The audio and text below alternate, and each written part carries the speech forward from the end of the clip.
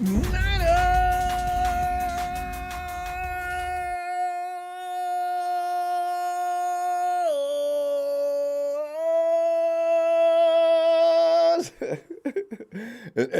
this particular Monday, I'm not singing.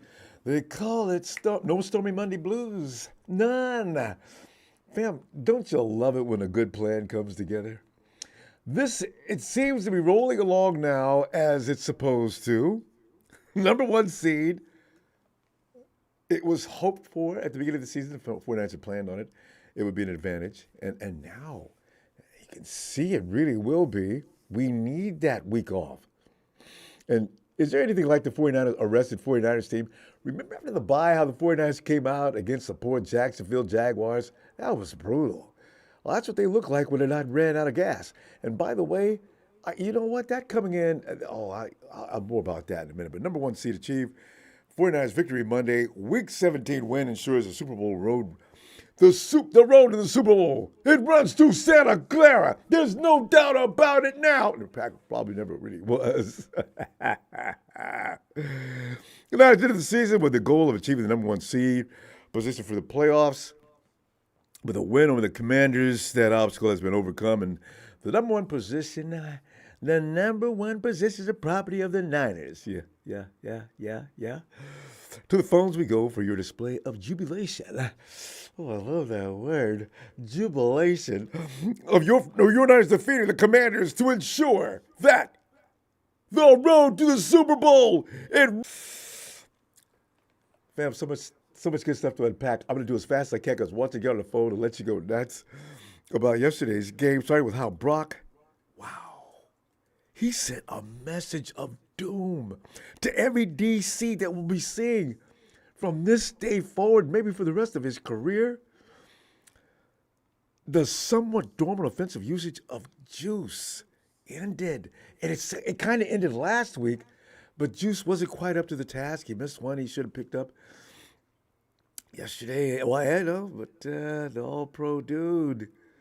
Add Juice to the attack mode in a fashion that is going to drive the rest of the league absolutely nuts. The 49ers were already fortified with way too much. It was unfair. It's been unfair the whole time. When they're clicking on all five pistons. How many Pistons? Wait. Debo, George, Juice. Debo, George, Juice, Ayuk. Debo, George, Juice, Ayuk. Are we a five-cylinder? Am I leaving anybody else? Leaving anybody out? Anyway, fam, watching the growth of Brock Purdy as he learns to use his weapons is really something amazing to watch. People who thought that Brock Purdy may have hit a peak last year were talking stupid. I kept telling, man, how you going to say he ain't even paid 2 years worth? He's paid barely over a season. Yeah, well, you guys, shut up. You know, fam, here's the thing. When I seen yesterday, I didn't expect to see as soon as I did.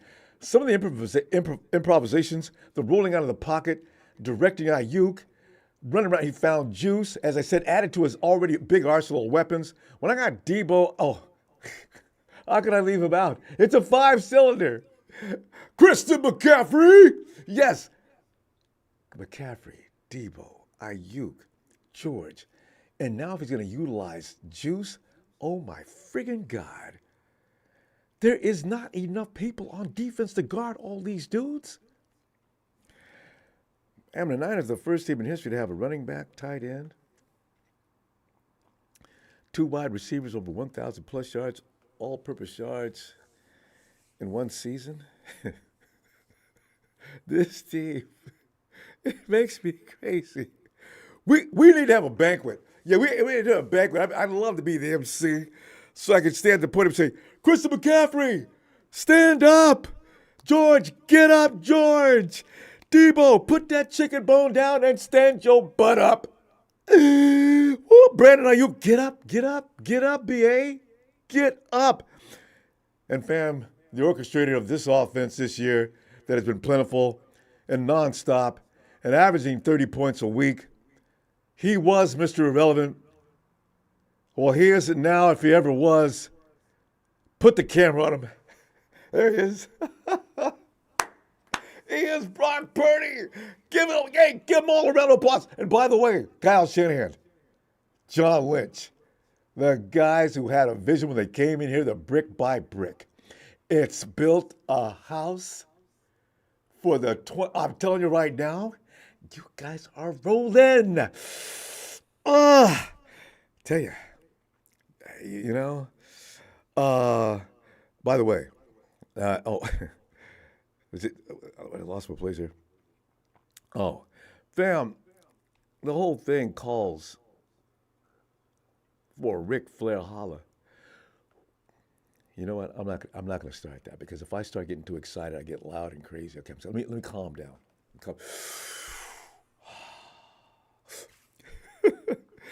Fam, the fact the Niners on yesterday clinched the NFC top playoff seed with one game remaining in the regular season is exactly what the doctor ordered. Shanahan said following the Niners beat down to the Commanders, quote, "It's huge.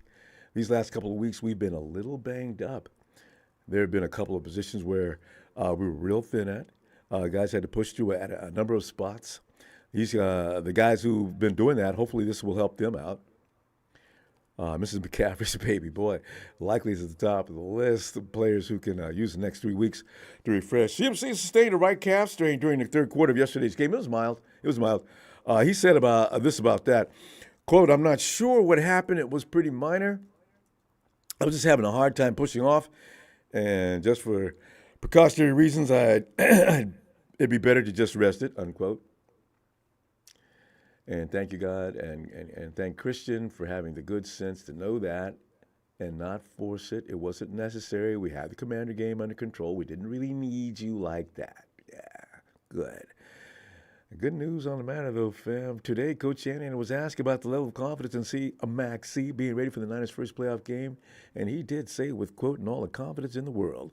Yeah, we're real confident on that, and it was good news. It could have been a lot worse, so we're happy. We'll take care of him this week, and hopefully he'll start getting to go during our next week. I don't need him for the Rams. I don't give a rat's butt about the Rams. You know what? It may even beat the Rams anyway. I mean, from what I understand, Kyle's not going to make everybody sit down. So, I mean, you know, the Rams may get a beat down anyway. 13-4 looks a lot better anyway. And God, don't get me started on the Rams.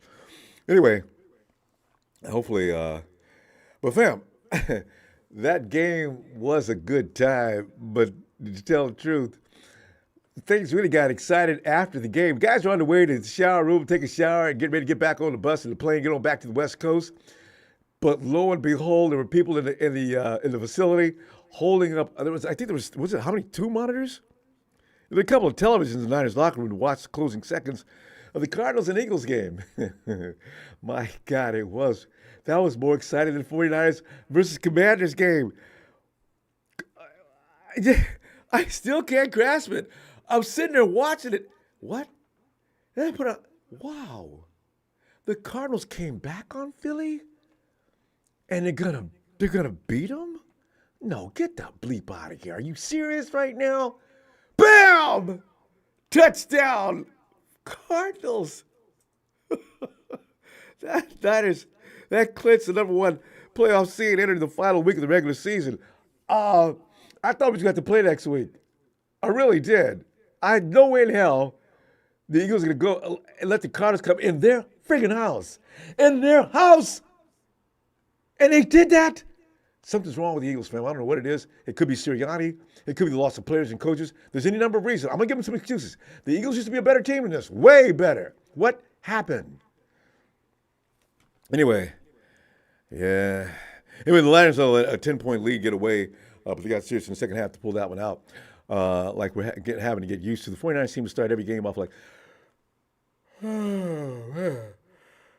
Who are these dudes supposed to be? All right, let's go. We got to do it. It's part of a contract. I got to play this game whether I want to play these boring sons of, and if I want to. I mean, I got to.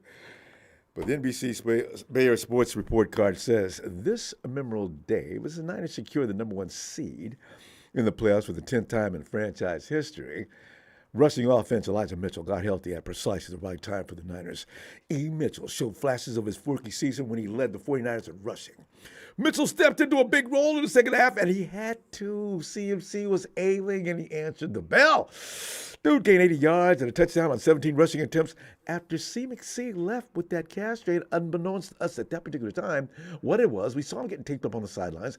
We didn't really realize what was going on, but all of us knew in the back of our minds, it's bad, it's bad. It wasn't that bad. He'll be okay. He'll be okay.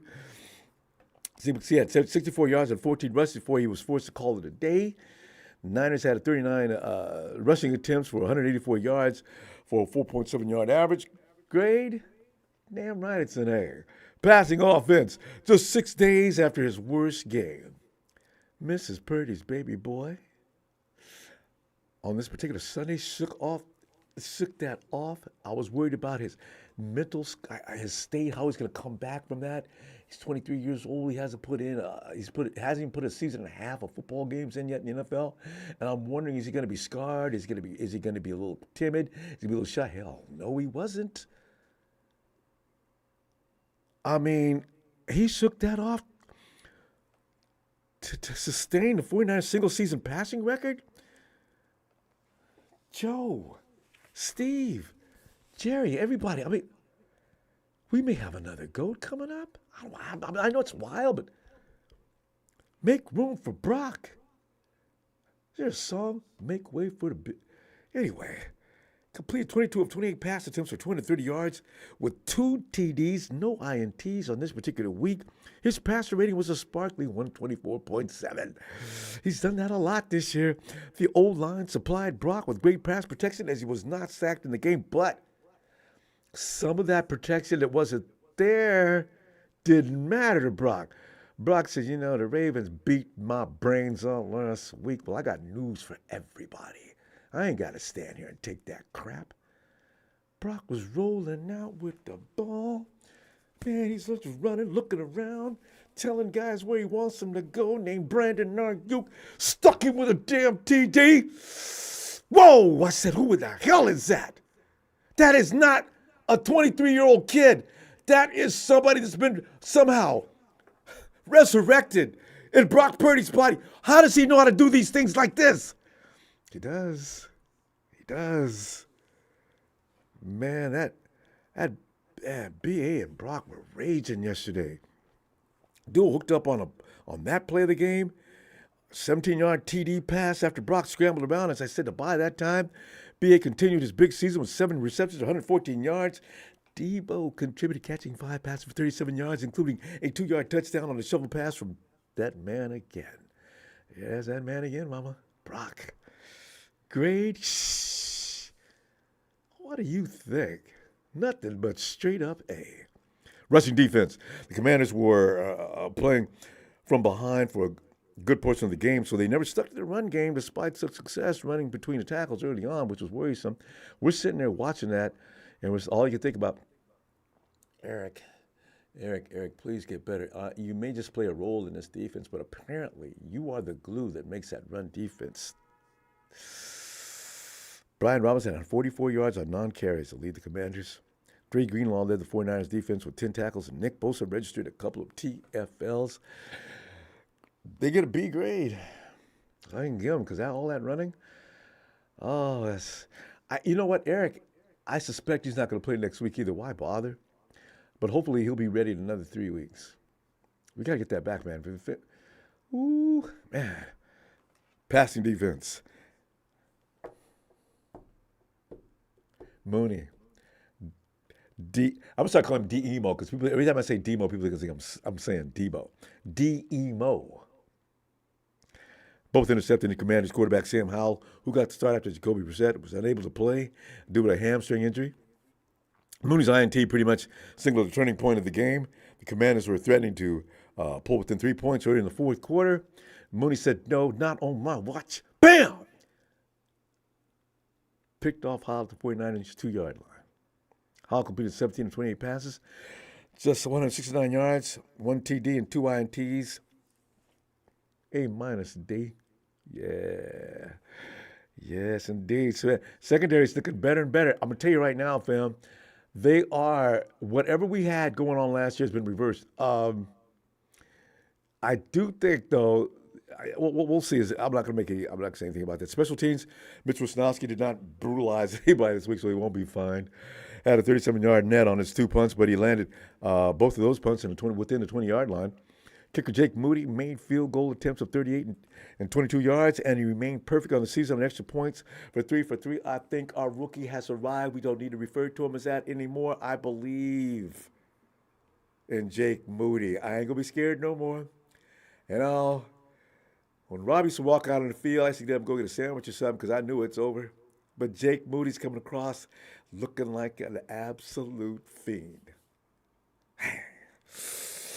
Ronnie Bell handled 2 points, scaring everybody to death, but you know what? He didn't hurt us this day. 8.5 yards per return. Give special teams a B minus. Coaching, fam. Shanahan leaned on the running game against the Commanders, and that did not change when Mitchell took over from McCaffrey. And this comes from the depth. Mitchell he was just awesome. Not his passing plan was Brockmificent. Can I make that a word? Brockmificent? Yeah, I like that. Purdy-nificent? No, I like Brockmificent. Defensively, the Niners deployed a sound attack that made the Commanders string together long drives in order to score, keeping them on the field and defense resting. Give them an A-. Overall, the 49ers overcame a sluggish first half to pull away for the decisive victory. It was probably never really in question, but the 49ers always like to clown around with B teams, man. But after having played last Monday night against the Ravens and put on the plane to fly to the East Coast for the following Sunday, it's wrong to be mad at them no matter what. You know what, fam? The schedule makers do that again. We need to find them. They really do need their ass removed for setting up that schedule like that. You're going to make them play Monday night and get them right back on the East Coast the following Sunday? What the hell is that? You know what? They did everything they could to stop the 49ers, and I think some of these people seen this coming. Didn't matter. The 49ers overcame. Bleep you, schedule makers. The major areas of emphasis coming off the Week 16 loss to the Ravens was last Monday were to eliminate giveaways and penalties. The 49ers followed through on both counts. They won the turnover battle 2-0 and had just 3 penalties for 20 yards. But was that a cleanup from last Monday or what? I know it's Commanders, but you got to have an opposing team just to get well on, and they did. All right, grade is an A- on special teams. Yeah. So fam, let us talk. What have you got to say about your San Francisco 49ers? God. Evan. Hey, Ronbo. Evan, Victory Monday. Let it all out.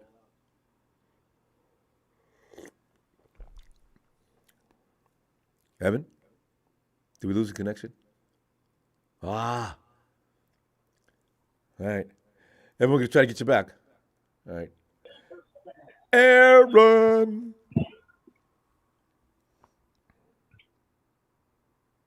Aaron. Hope I'm not having phone problems tonight. Ronbo. There he is. Aaron. Going in, man. Let's talk about it. It's Victory Monday. Some of the things you might have wanted to say yesterday, you can say them now. By the way, as I just mentioned, Christian McCaffrey is probably not going to miss any time. And even if he were still hurting, you can't hold him down. He's going to come out there no matter what. And, overall, a lot of good grades. What are you thinking? Overall, it was a good game. Even though CMC got injured a little bit yesterday, I was glad to see Elijah Mitchell get some snaps. And he looked good doing it, too. Did not get hurt. So, as long as he stays healthy, I think we'll be all right. I think so. In fact, I know so. Playing the Rams this week. You know what? Cloud's not going to make everybody sit down like we would have hoped. He just he's not going to do it. He says he sees some things they still want to work on and polish. They want to. In fact, the Rams may be the victims this week of a team that's preparing for the finals. They may be the test tube babies, the guinea pigs, the bodies we need on the other side of the field to get better. Go ahead. Sorry.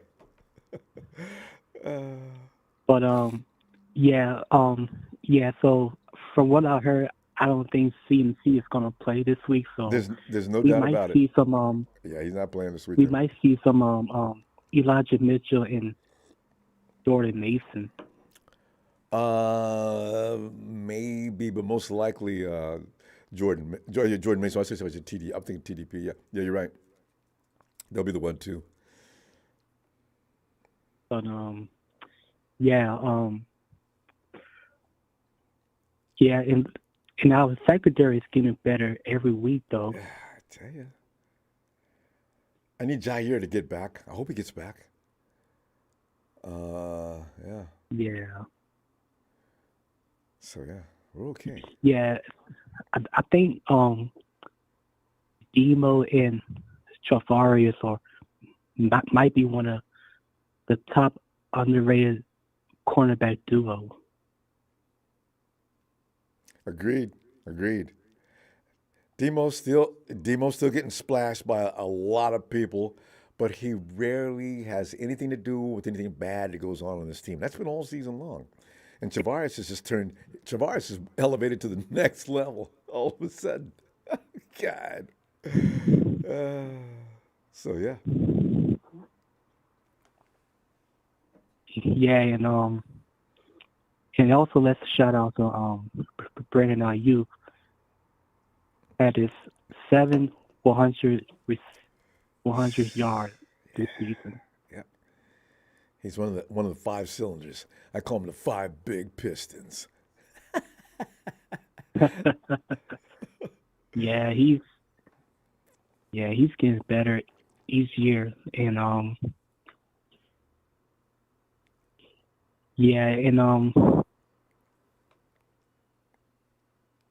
mean, if we let's say if we beat the Rams 28-10 in the third quarter, would you take your starters out? Oh yeah. If there's any kind of lead going into the second half, the starters are sitting down. I mean, any kind of lead. It could be 21-17 if for that reason should happen. Anything. The starters sitting down from that point. Provided they're all healthy, I'll just be relieved when they sit down. Yeah, I wouldn't care what happens in the second half. That way we'll have entertained the SoCal, people in SoCal that turn up and support the 49ers. I need for that to happen.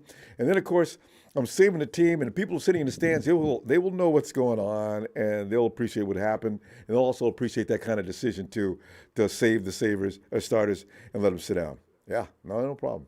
I agree. Yeah, and also I bet Rudy is happy about the win yesterday. You mean the Rams over the Giants? They barely beat. Yeah. Yeah, they barely beat the Giants. They had a lead too. I stopped watching. I thought they had that game wrapped up. The Giants are very strange. That's 2 weeks in a row the Giants came from behind and almost won. Guy missed the field goal. That's the only reason why the Rams won. Oh man. Yeah. How you go do? Yeah. But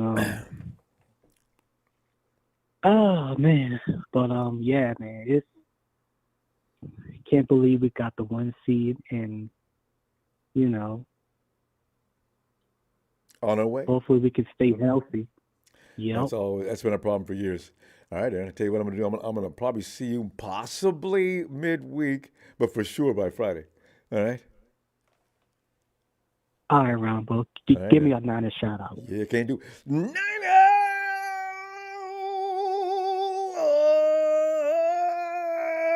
Still a little raw from yesterday. All right, Aaron. Appreciate you, fam. See you later. All right, Ronbo. All right, Aaron. Let me brocketize look. Put that block body. Cowherd, man, you need to shut the hell up. Mr. Block Eye says, so what do you think are STs, PRs, and KOs? What you say? Stats, PRs, and KOs. Knockouts?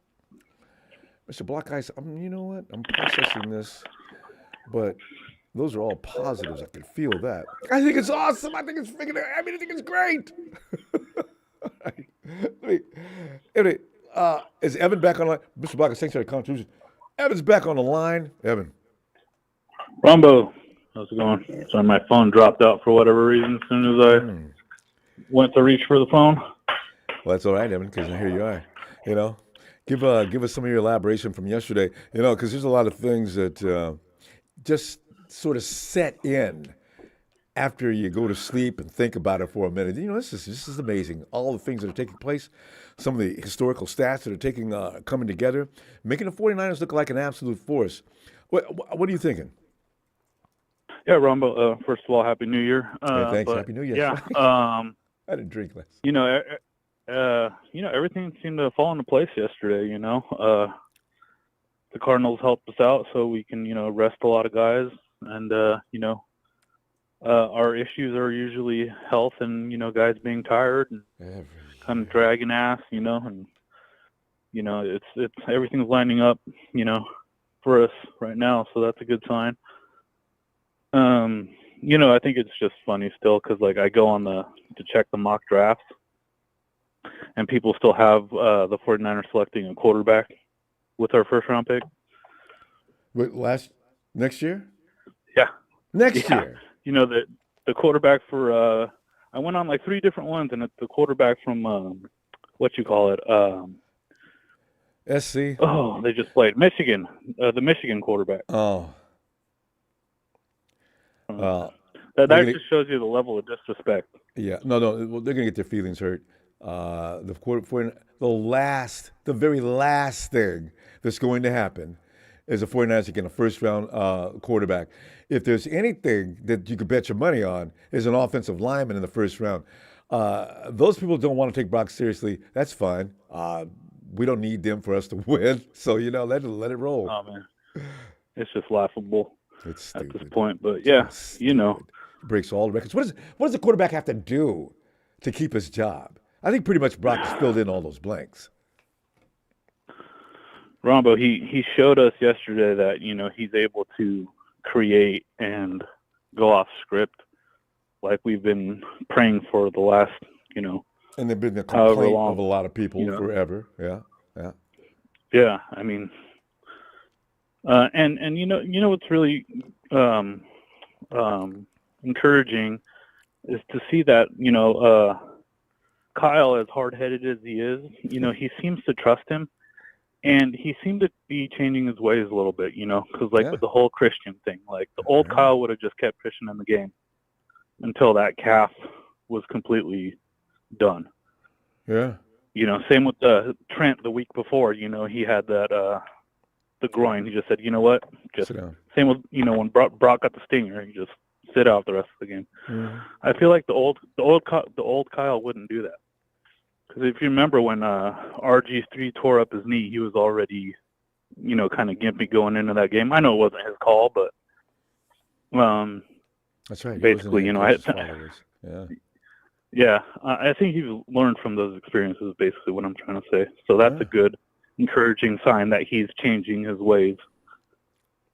And he has faith in this kid. Exactly. That's the main thing right there. And Brock takes his lead, and as if to say, I'm going to have to worry about the coach later. I know what needs to be done here, and I'm going to do it. And could you imagine? Yeah. Could you imagine if Jimmy would have had a Ford, pick game, the next game, we wouldn't have thrown it at all. Yeah. That just shows you the kind of faith he does have in Brock. And I think last year when Jimmy came to the podium and said, when he made a few plays off schedule last year, and he said, yeah, there ought to be more of that around here. I think that was the beginning of Jimmy's end with Kyle, number one. And number two, I think Brock realized what was going on. Is, you know what? I'm going to have to handle some of these situations on my own. I can see right now that this coach is really thinking his program is like unbeatable. If you do everything I say, you'll be fine. But if you don't, So you know what? A lot of what Brock's doing is going to expand. I don't think we've seen anything yet. I think he's going to go buck wild a few times. Hopefully it's all productive, because he's going to make a mistake here and there. But we're going to see Brock express himself without the restraints, without the fears, without the restrictions. Right. Yeah. I mean, he's going to have a game here and there, Ronbo, where he doesn't look 100% sharp. But the majority of what we've seen so far, I think that's who he is. And those fluky games, those are outliers. Stuff's going to happen. He's only had a couple. Well, 2. Yeah. The Browns game, I do not consider that a Brock disaster. The Vikings game, you know what? There were other factors involved that I can't lay all the blame, and I rarely do lay all the blame on a quarterback unless he's just visibly, clearly the real reason why they're not doing well. So. Right. Yeah. We're in the, our, like your post said earlier, we're in the spot we wanted to be at the beginning of the year. We just got to keep it rolling. Yeah. Rest is everything. Staying at home and not getting on the road, that wears a team out. You've seen it with us, Evan. The only reason the Rams got away what they did is the 49ers had already been through complete hell before they got to L.A. And I will hang my hat on that any day of the week, year from now on. They didn't beat the 49ers. And something happens to our players when they see our Enzos painted in the playoffs. They turn it on. Yeah. So. We're gonna go, fam. What I'm gonna see, as I always say, midweek may be a possibility if something special goes on, or definitely by Friday. All right. Right on. Shout out to the regular crew, you in production, and have a good one. Thank you, Evan. Happy New Year. See you, Ron. Happy New Year. All right, fam. Thanks. Cocoa Puff Rams will not play starters either. They're already in. Yeah, that's true. If anybody is a real hardcore religious about there, it's McVay. He's going to bubble wrap his guys. So we need somebody else to practice on probably. First round of the playoffs? Yeah, we'll see. Hope it's the Cowboys, actually, but that's not possible. It's time for Chill, Pill, Phil. Hey, Ronbo. Hey, Phil.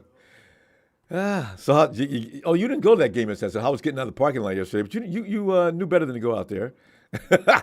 Yeah. Oh, that's right. Hey, we went at home. Next week we'll be at home. This was home. Yeah, I just realized we were in Washington. Yeah, you didn't have to put up with that. That was the week I before sold last. my Rams tickets. Oh, that's right. I sold those. Meaningless. Yeah, that's a good move. I sold them to Rudy for $250, $100 over face value. He'd take them. It's the only chance he's got is to see his Rams beat the 49ers again. And they might not. So. I know. Ronbo, this is great times. This is great times. Yep. We're going to go to the Super Bowl. There's no team in the NFC that matches up with us. Not for 4 quarters. There's no way. Think who's your challenge? The Eagles? They lost 4 out of 5. Yeah. We broke them. The Cowboys are going to be more difficult than the Eagles. Yeah. We broke them too. Yeah. They've been lucky. They have officiating helped them out. I know, it really is. There's people calling for that official to be just fired. So, I mean, come on, Detroit? Jared Goff has never beaten us. Period. Yeah. They got a good team, The though. Rams? 7 in a row. I don't see the Rams getting out of the first round. We'll see. No, I mean, combo. It's us against the Ravens. Rematch. I'll take it on. On so many levels, a rematch. Harbaugh versus Harbaugh. And now, Harbaugh beat Shanahan, round 3. And you know what? If Brock doesn't turn the ball over, we win that game. I know. Even that game, as bad as we played. We were getting chunks of offense on that defense. Oh, yeah. And Brock, block pass, tipped up, intercepted, 5 interceptions during the game. Brock had 4. I mean, but and then of course Sam came and gave 1. Sam.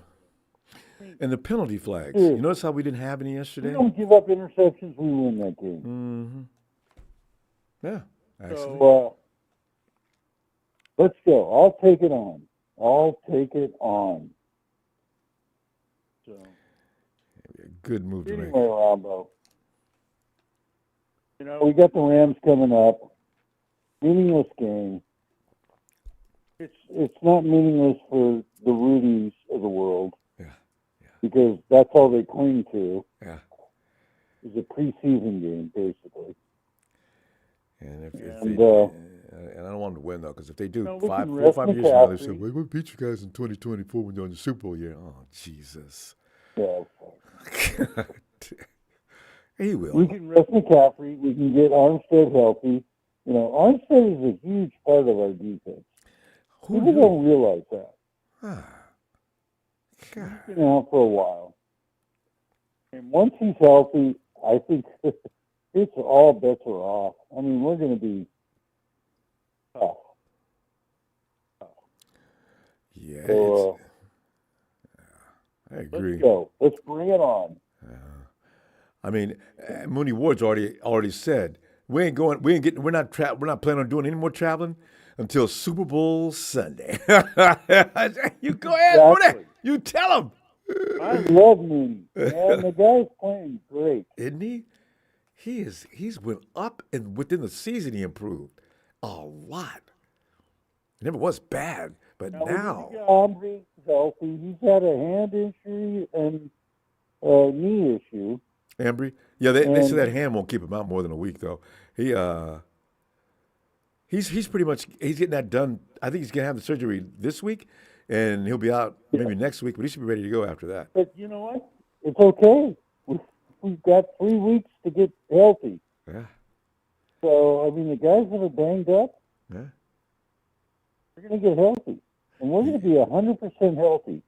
Can you imagine a rested, 100% playoff. healthy 49er team for the first team we play? You've never been 100% healthy in the playoffs. Oh man, and rested? This will be the first time. Oh, get to watch our. Kyle's gonna watch all of our opponents, potential opponents. God, plan for them. You know, I want to mention though, you have your hat on backwards. You gotta can't be a Brocketize. leader. Yeah, you're a Brock Purdy guy. Yeah, man. Kyle Hurt's an idiot. I can't believe he made a big deal out of that. I'm telling you right now, they had a backup, and people that are drafting a quarterback in the first round, what kind of drugs are they using? Why would I get rid of Brock Purdy for a rookie that hasn't proved anything? And how many times have you seen a first-round pick come in and just suck? Man, it's just that's lunatic. God, he may not win the MVP. Because that means $20 million off his salary, and we have to sign him, and we can afford 2 other players. I mean, So we got one more year What the hell? of Brock I'm getting. all for Lombardi. Yeah. I don't want MVPs or offensive player of the year or defensive player of the year. That doesn't mean anything to me. Well, it does. It does. It As does. a Kyle. fan, $50 as million. a fan, I want Lombardi. Yeah. That's it. Phil, we got to go. I'm going to tell you what. I will see you maybe midweek, but for sure on Friday. All right. Come on, call in Wednesday, man. This is time. I know, right? Because it's time to get serious. You're right. I'm going to see you then. I'm going to tell you right now. Yes. Close to playoff time. Let's go. Let's go. I'm fired up. I can see it. All right, Ronbo. All right, Phil. Happy New Year. I'll see you later. midweek. All right. Okay. Hopefully. Bye. Bye, Phil. Urberex Overland. My Wi-Fi at the coast is horrible. Can I get that B-Day shout-out for your boy Matty S? So, hey, Matty's out having a New Year's Day good time.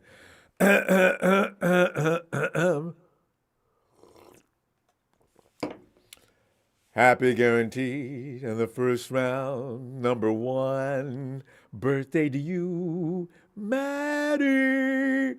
Happy number 1 seed time. 2024 playoffs.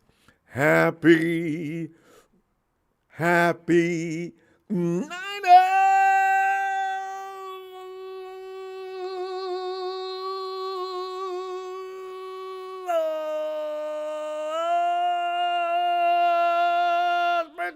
Matty, how in the world were you born on January 1st? That just dawned on me. Happy birthday. Matty, that's amazing. Have a good time while you're out there on the He's on the coast. Yeah, all right. Anyway, hey, 49er Brian, Hey, Ronbo, how's it going? Brian, think about it for a minute. How's it going? I could answer that for 2.5 hours. It's going absolutely wonderful. I'm telling you right now, this is just ridiculously good. Whoa. Manny. Well, I'll tell you right now, the Rams thinking that they're going to have their little Super Bowl this weekend, but you know what they're going to be doing? They're going to be resting their players too. So because they lose I don't know. Their frontline players, they're done. Yeah, and they know it too. So they might be playing a lot of what we're going to do, just taking our guys out first half. So I don't really know if it's going to be much of a game this Sunday or not, but we'll see, huh? Yeah, because a lot of fans are going to be there. The Red's going to be all through that crowd as usual. I kind of feel bad for them. Maybe it's just an outing for them. They just want to come out and heckle the local Ram fans. So, I don't know. Well, who do they have to play? Do they have to play the Lions first? That's who they have to play, right? Have that been determined? Don't we have to wait till next week? There's some more games. It's not quite settled yet. Oh, okay. I thought it was, but I heard that they broke it down as to what it would be, but it seems like there's still some action between. Let's see, the NFC South. There's still a couple of games that have to be played to make the final determination. It seems, but you could be right. Right. Maybe that's who they play. Well, I tried to have this discussion with Rudy yesterday, and he just totally blocked me. I couldn't even quote facts to him, and he just gets all, philosophical, just throws his stupid philosophy at you that's just fake. And oh my God, he's just a chump. And then all his little Rams fans complain about me, and I wasn't disrespectful to anybody. I was just quoting facts, and they booted me out of there. Yeah, hilarious. I'm not surprised. Hey, Chris Hansen says, all those clowns blocked him too. Rudy, they live in this world of fantasy where they're on par and equal to the 49ers, that they only have 2 trophies in 70 years. They still think we have no business saying anything to them since we haven't won a trophy since they have. All these little... Rumble, they're delusional. They're that's what I'm saying. Clowns. All these little things that they stick into these little openings, pieces they could place in here and here that don't mean a damn thing, and they're just getting real loud about it. I think, man, oh my God, you guys are not on the same level. It's very comical to you go from your chat, which is amazing and just number one, and you go to him, and it's like, I don't know what to compare it to, but it's like going from just something great to something just terrible, and you're like, what is this crap? It's just not. It's not real, And they're real sensitive. That's what's really funny from what I'm hearing. I've never been over there. But they're real sensitive about comments. Oh, you're wasting your time. It's a waste of time. God, what are you sensitive about? I feel like I gave him 15 minutes, and that's 15 minutes I'll never get back in my life, and I wish I could, God. So he just, I don't know what's wrong with the guy. Did he get hit in the head by a football or something? I don't know. Honestly, something wrong with him. I've asked that on Twitter. I says, you know what? Is Rudy okay? I think sometimes he's on medication. Some of the things he comes in and says, I don't know, are out and out lies. It's just wrong. Oh, it's horrible. Say, Rudy, what do you say? You're sticking your foot in your mouth again? Or do you realize what you just said? My God. And I don't know how he got Grant Cohn on his show one time. I thought Grant Cohn was a little more respectable than that, but I guess not. So I think did Grant let him on his show, or did he go to Rudy's show? No, Grant doesn't mind. He'll do that. Grant. One thing about Grant, he's a real. Even though he's a people's, he's going to keep himself within the crowd. He's not going to put himself out as a reporter. I don't talk to others and anything. No, Grant will get there and talk to you. But with Rudy, he's like the Switzerland, Yeah.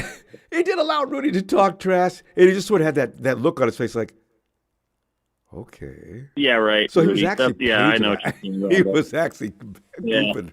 He was goofing. Really. Well, hey, I just wanted to say, I hope, if they decide to start Purdy, that's fine, just for like a quarter or maybe 2.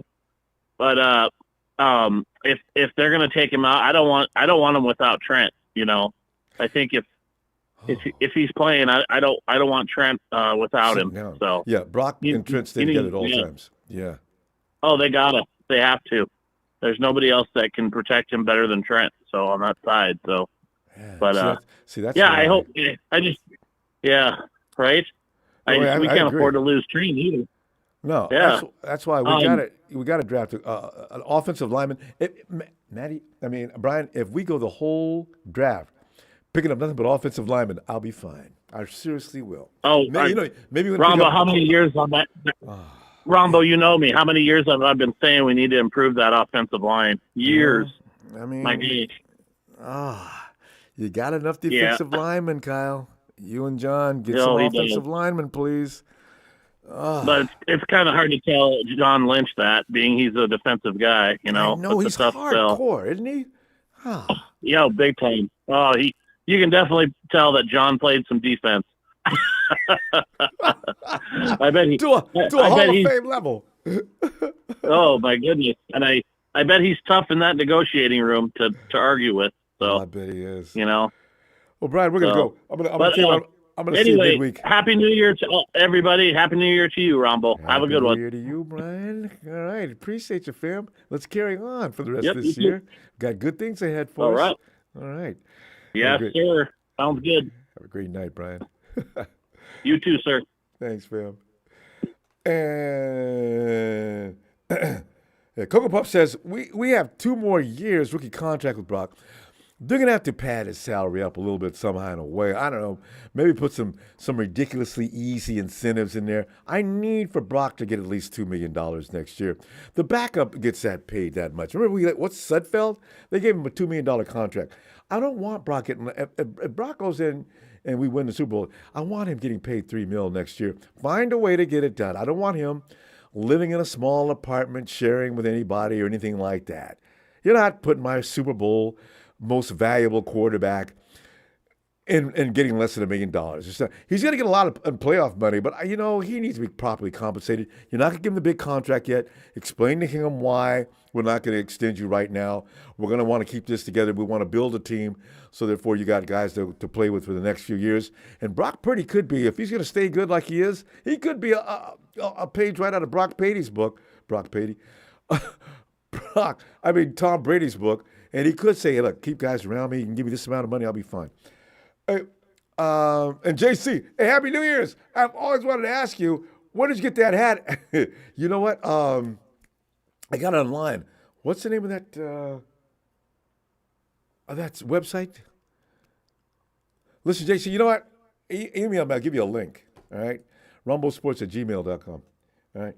And I'll give you the link. You can go right to him. Hey, yo, Felix. Mute off. What's up, bro? Felix, good to hear from you again. What's going on? Felix, winning, kicking butt, taking numbers. Sure. Just dominate.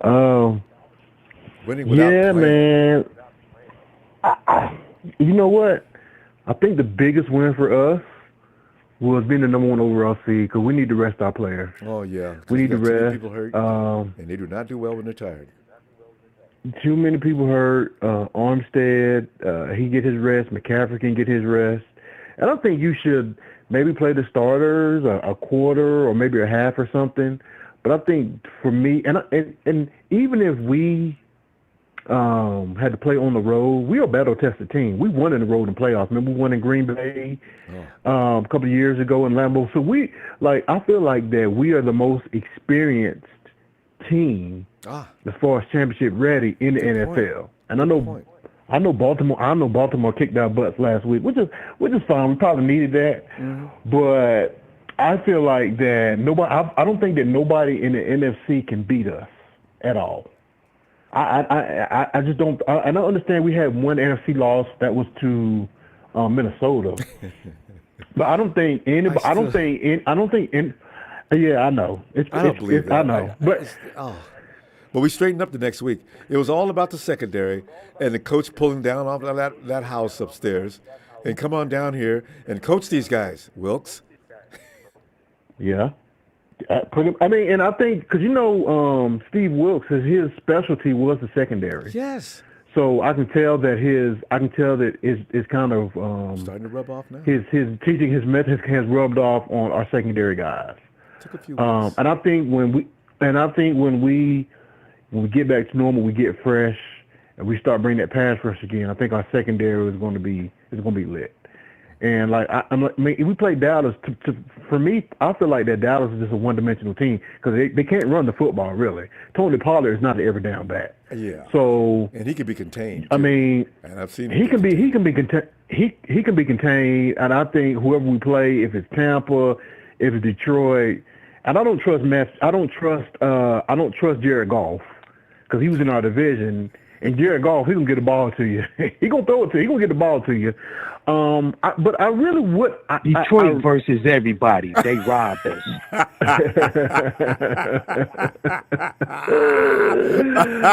You hang in there, John. You got it, man. I'm with you on that too. They did rob you, and everybody wants that official fired. Yes, no, motherfucker. All right, guys. Let Felix finish. Go ahead, Felix.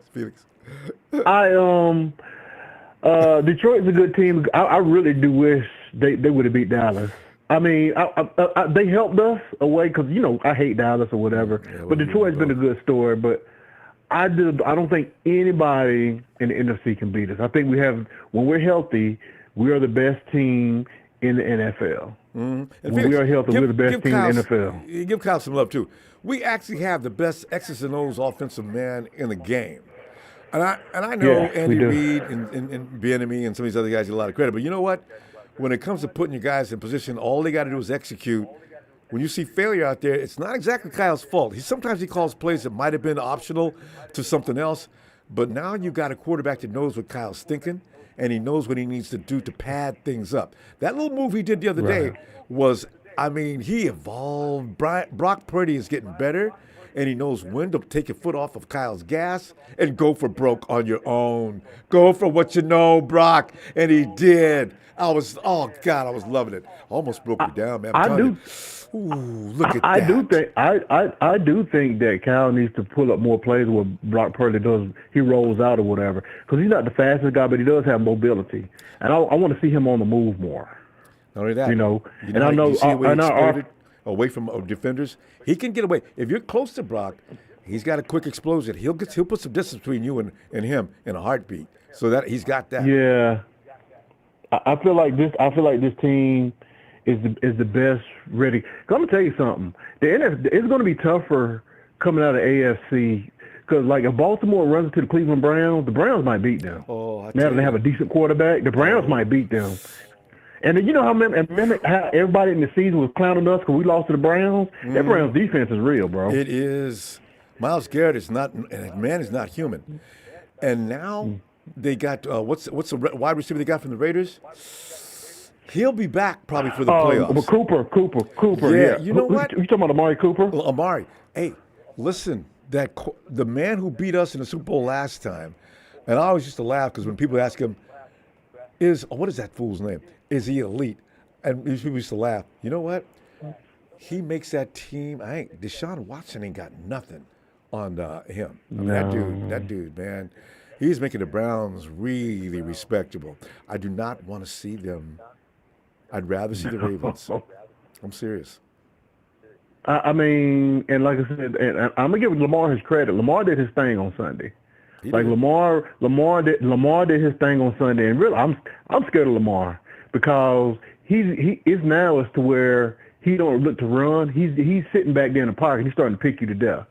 But if he killed us last week, then if he starts running, dude, it's gonna be a long day. But I feel like that. I feel like this weekend. I feel like that we won because we got rest. We were able to rest our players. Well, not really. You can put Sam Darnold. Let him play. I don't know. Oh, you mean next year? Yeah, I think this was the best thing for us, and I think this might really be the key to our Super Bowl run right here. Could be. Felix, we got to pull up. I'll tell you what I'm gonna do. I'm gonna see you midweek, and we continue to talk about this team, especially what's coming up next and how they're gonna handle it. Playoffs ahead, a lot to uncover.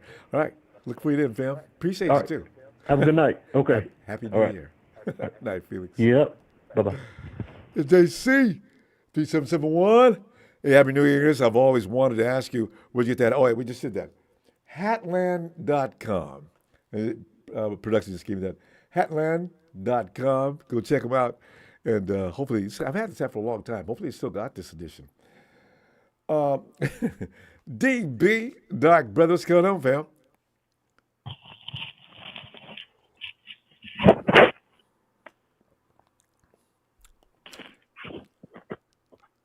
Doc, brother. Hello. Doc, brother, waiting on you. Hello. I'm about to come back to him. You talking to me? When have I referred to you as Doc, brother? Ronbo, can you hear me? Not yet, Jack. I think we got Doc, brother now. He was having some kind of problem with his phone, I guess. Doc, brother, I can hear you now. I can hear you.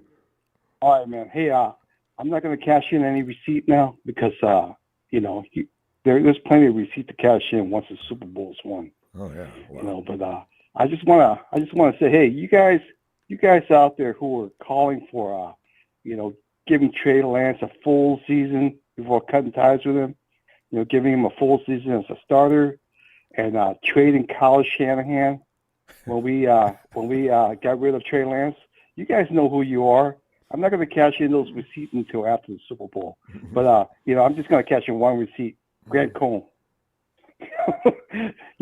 Those Grant Cohns out there, you guys know who you are. So get ready for some receipt cashing. Okay, and then moving on. Another thing is, you know what? We got to do something about the pay for our man Brock Purdy. I know, right? If he wins the Super Bowl, I don't want him to have a roommate next year. 2 of them in order to be able to pay the rent. I know, right? No. He's got to make at least what the second quarterback. Yeah, well, making, what Sam's getting paid? He's getting paid $5 million. You know what? For doing almost nothing. Fam, here's what I would do. I would go find him a place myself in the Bay Area. I mean, it'd be immaculate. I say, listen, I'm going to give you this, this, and this, but listen, here's where we're going to live from now on. You got 4 bedrooms. You got this, you got that, you got this.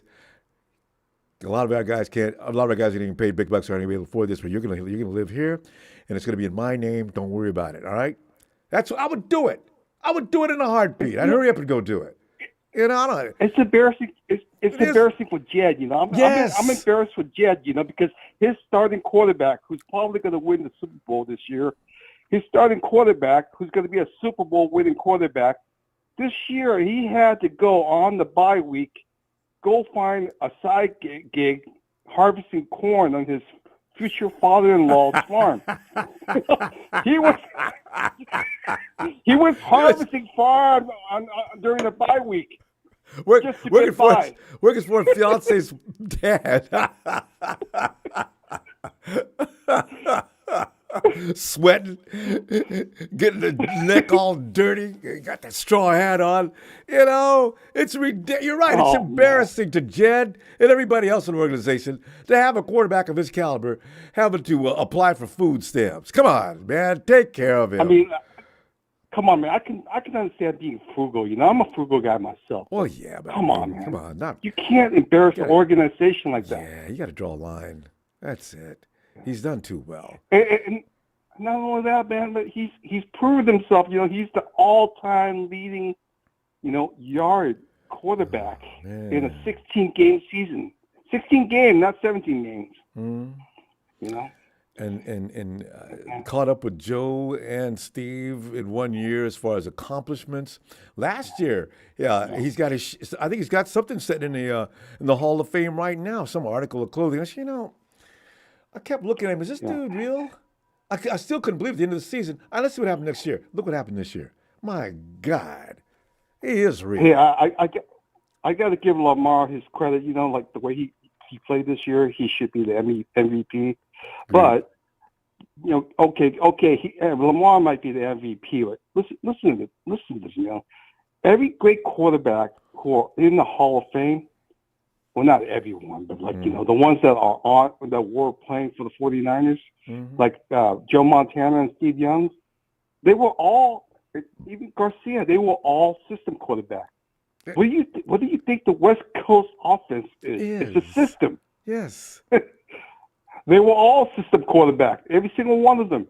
You know? And they were all great quarterbacks. And they were. And what Brock did this past weekend, it was still within the system, but he improvised and he done what he had to do.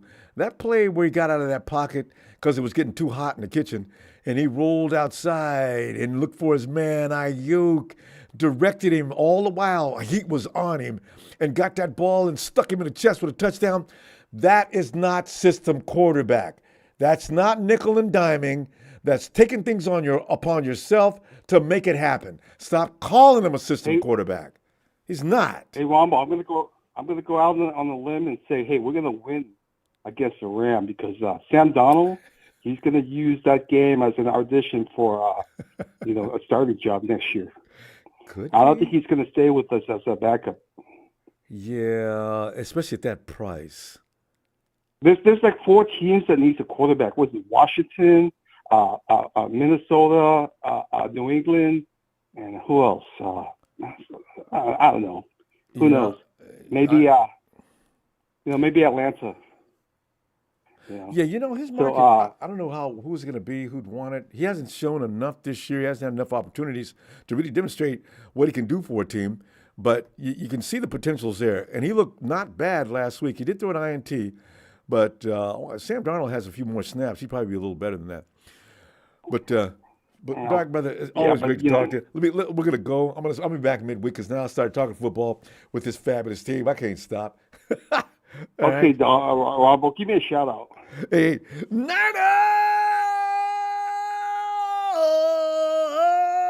I was feeling better now. All right, Doc, brother, see you in a few days, a couple of days. All right, Happy New Year.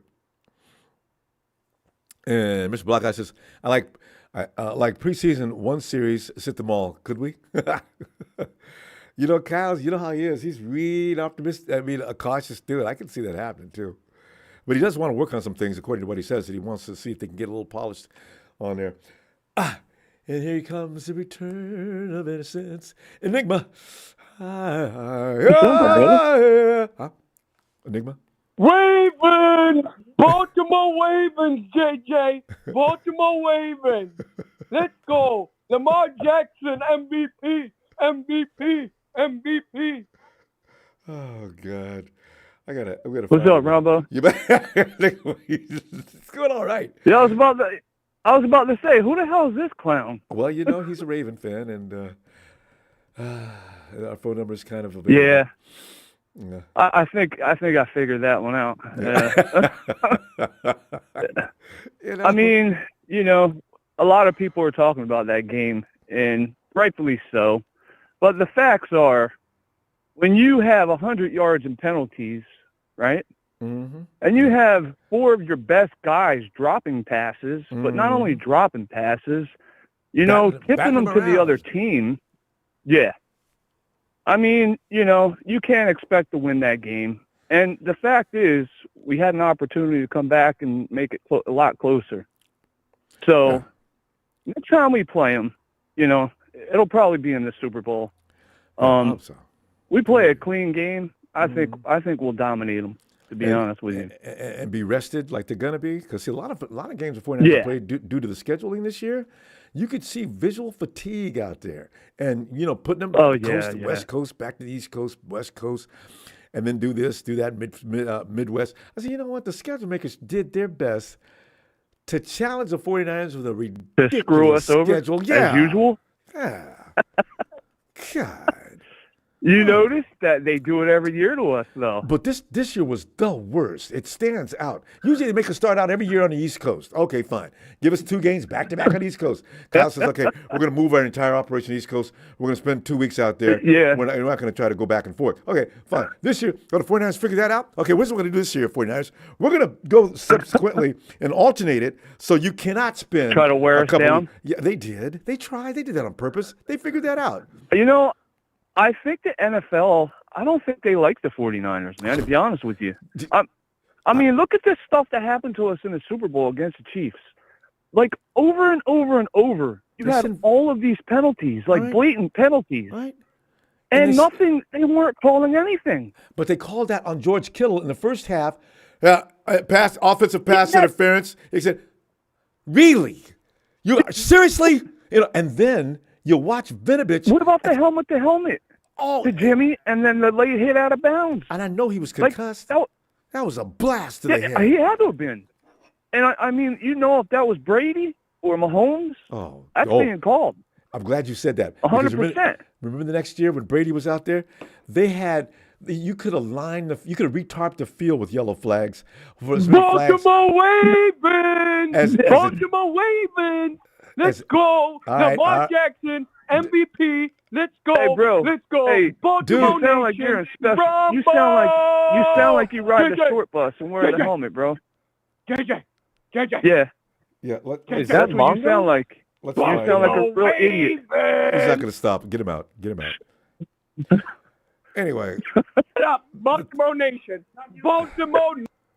Yo, we're coming for you, bro. All right? Just remember this. Remember this moment and keep the same energy in the Super Bowl when we see you again. He needs to. All right? They flagged. Just remember that, clown boy. Oh, he will. All right? His time's coming. But the thing is, they could have retarped the field with yellow flags the way Tom Brady brought the refs with him. And the refs did everything they could to make sure that there was no way the Chiefs were going to get any breaks from the refs. But not us. Oh, no. Yeah, you got your special players. And you know what? I think Brock is getting the short end of the stick, to be honest with you. I mean, he's played a little bit over a year. But look at his stats. His stats are mind-blowing. Like, no quarterback, I think he's got 63% percentage completion over 20 yards. And I think the next quarterback is like 53 or 54, something like that. The gap is ridiculous. That's insane. The gap is ridiculous. Yeah. This is what I'm saying, Ronbo. I think it's all because he dinks and dunks, and he doesn't like to throw the ball downfield. You've got idiots. Idiots. That's what I'm saying, man. Still but saying look, that. Me and you know this ain't, this isn't true because we watch the football games, obviously. But these clown boys out here, they need to open their eyes up, and their IQ of football is in the basement also. So you know what I mean? Mm-hmm. Well, they can't comprehend things. So at the end of the what is it? I said, let them continue to make fools of themselves. That's fine. Do you think that if Brock wins the Super Bowl, he'll get his proper? There's been Super Bowl quarterbacks down through the years that are still getting ridiculed now. The guys that say, "Oh, the defense carried that team," and blah blah blah. They hate to give. Yeah. If you said something bad about a quarterback in the beginning, it makes you look bad to have to admit later that you were wrong. And so they're never exactly. The people who don't like him now will continue to dislike him. And if he does get past this plateau and win the Super Bowl, they're going to hate him even worse because they're making him look bad. Exactly. Yeah. They're gonna really hate him then. But I mean, everything that he's doing, he's blowing the lid off the NFL. Like these are just facts, my guy. You know what I mean? We're gonna go. He's destroying the league right now. I mean, he had a bad game, I admit. But, in the Super Bowl, that's not going to happen again. Nah, he's in fact, Brock's going to change the way the GMs go about drafting. He's already maturing. Yeah. He's already maturing. You've seen it in the last game against Washington. He did. Nick, we're going to go. I'll see it. Let me see you midweek and, of course, Friday. All right? Fam, appreciate you. Happy New Year. Hey, you too, Ronbo. Thanks, fam. I'll talk to you. All right, buddy. Night. There he goes. Night. All right, Jack wants me to refer to him as Dark Brother. Jack, the other Dark Brother. Yes, low rider is a low rider. Happy New Year, Senor Roberto. Jack, lower the volume. All the Mexican homies, all the Latinos. Lower the volume, Jack. Copyright. Shout out to all my Mexicano homies. It's Senor Roberto. And it's officially Ronaldo. Taco Tuesdays in the UK. officially Taco Tuesdays in the UK. Really? Chale way. God. Hey, Every man, they week's a dropping Taco off Tuesday. migrants. They dropping off migrants from Colombia, Venezuela, and all over the world that are coming to the border. They dropping them off in the middle of nowhere in America, like Kyle Shanahan's third-round picks, baby. Where the hell's Danny Gray? Where the hell's those two running backs? Jack, Danny Gray, I'm telling you right now, damn. Danny Gray's about to hit the road. Kyle does not like him. And I imagine, you know why? Because Danny can't block. I'll bet you that's it. Look at, what's his name? Remember what was our return man, the little guy? He just did a good job with Kansas City. Just yesterday I was watching him. I was like, look at that. Richie. What was Richie's last name? Richie James. Yeah, Richie James. Richie James. He was too light in the pants to block. So Kyle said, well, he's a good return man. I'm going to keep him for there. But if you can't block, you can't play for Kyle Shanahan as a wide receiver. So I imagine that's what Danny's problem is. I want Danny Gray to get out of the doghouse this week, even if Sam Darnold's playing, and do something. I know he got to block, but you know what I'm saying? Just do something, man. Put this guy on some sweeps. I mean, the guy got speed. Utilize it. So, I just don't know about these third-round picks, man, getting dropped off in the middle of nowhere. But good thing we got a first-round pick this year. Good thing we got a first-round pick, so we don't have to act like some type of way like we got a monster of a running back, or Danny Gray got all the speed to look forward to in the third round, or be hyped up about Drake Jackson's backflips like he did like Solomon Thomas. But anyways, you know me, I told y'all to get George Pickens. But forgot about Drake Jackson, Jack. Oh, my God. I forgot all about him. What I tell you, they vanish. You forgot that I said George Pickens, and get this guy. He's a monster. Oh, my God. Anyway, Jack, we got too much. Jack, we're time crunch. Wait. I just want to say one thing, though. I thought about you the other day.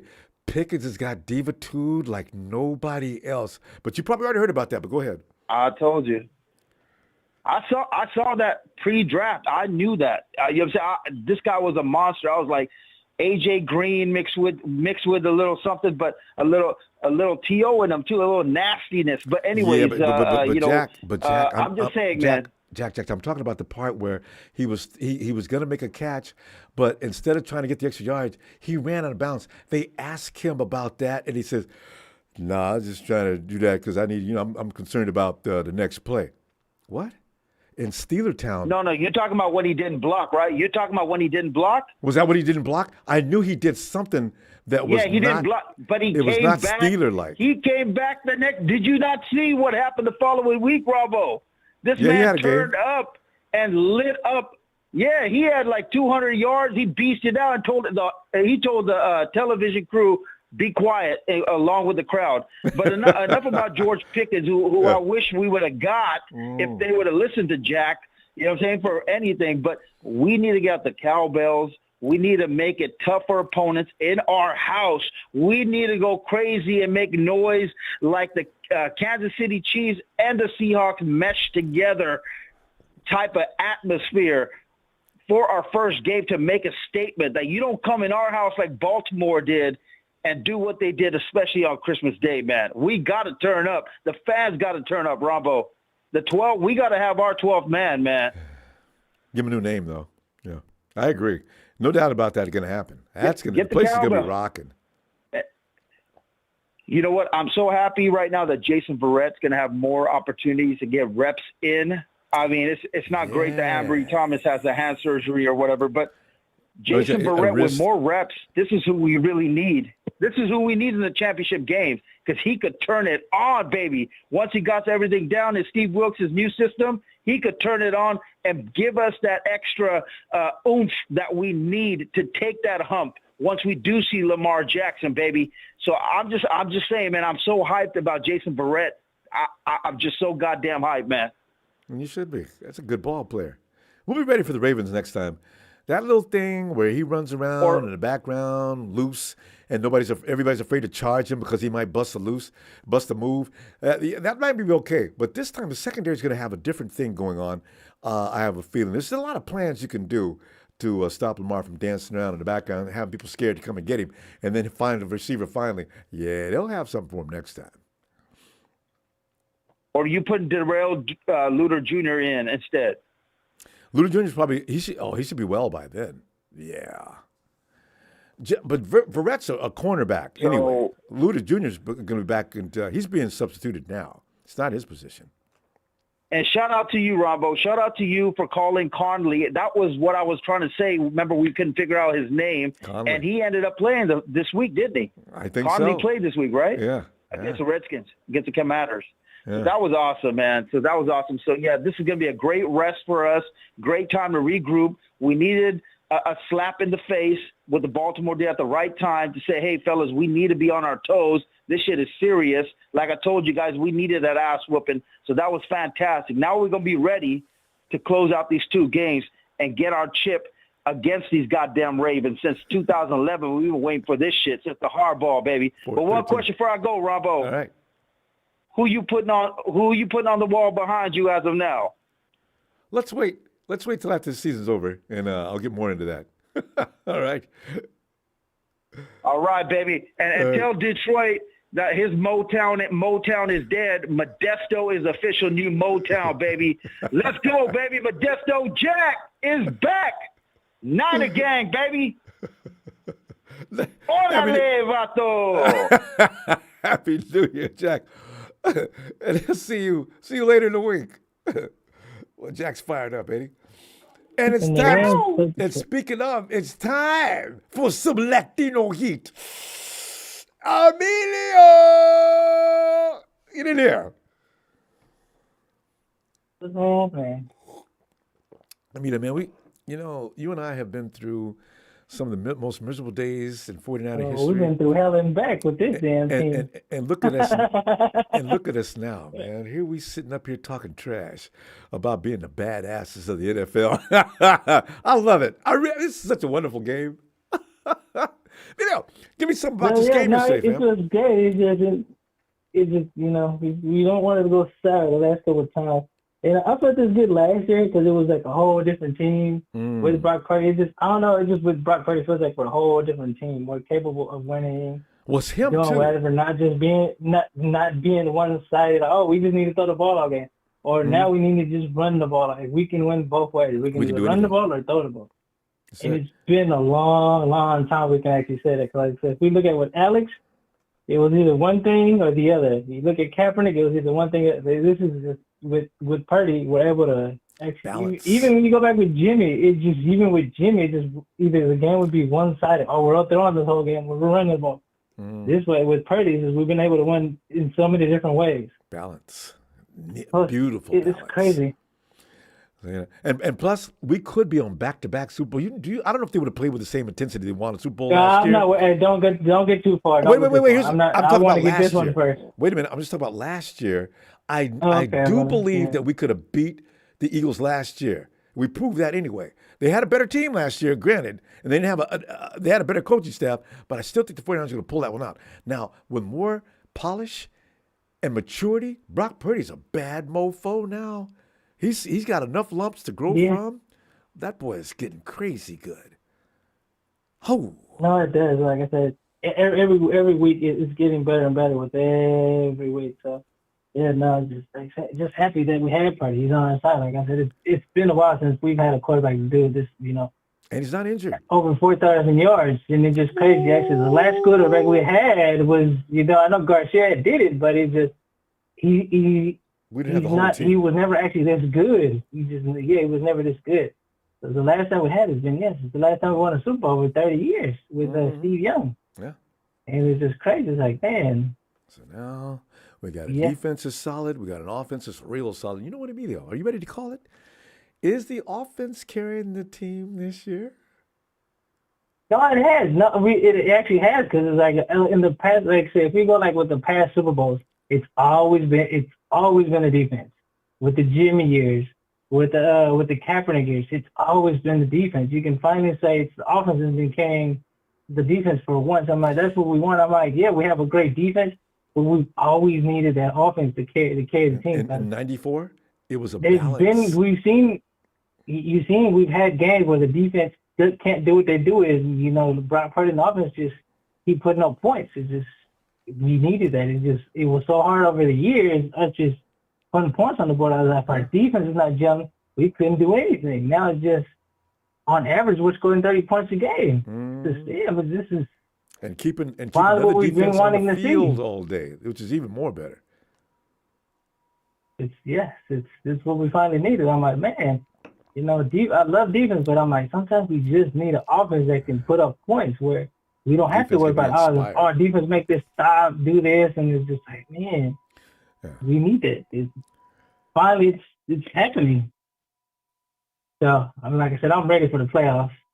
And I was looking at who the Rams play and everything. I guess the Rams play the Detroit. I said, that's actually going to be a good game. I hope so. That could actually go either way. That's of this week. It depends what happens next week, but as of this week, that happens. And then the Cowboys, who the Cowboys play? Cowboys play, I think it was off. I was like, the Cowboys might even, they play Green Bay. They might even lose that game, which is the crazy part. I'm like, the Cowboys might have a problem. Yeah. The Cowboys may lose. They can lose anybody. You know, because that's who they are. They don't know what they're doing. At some point, they're going to just fall apart like they do.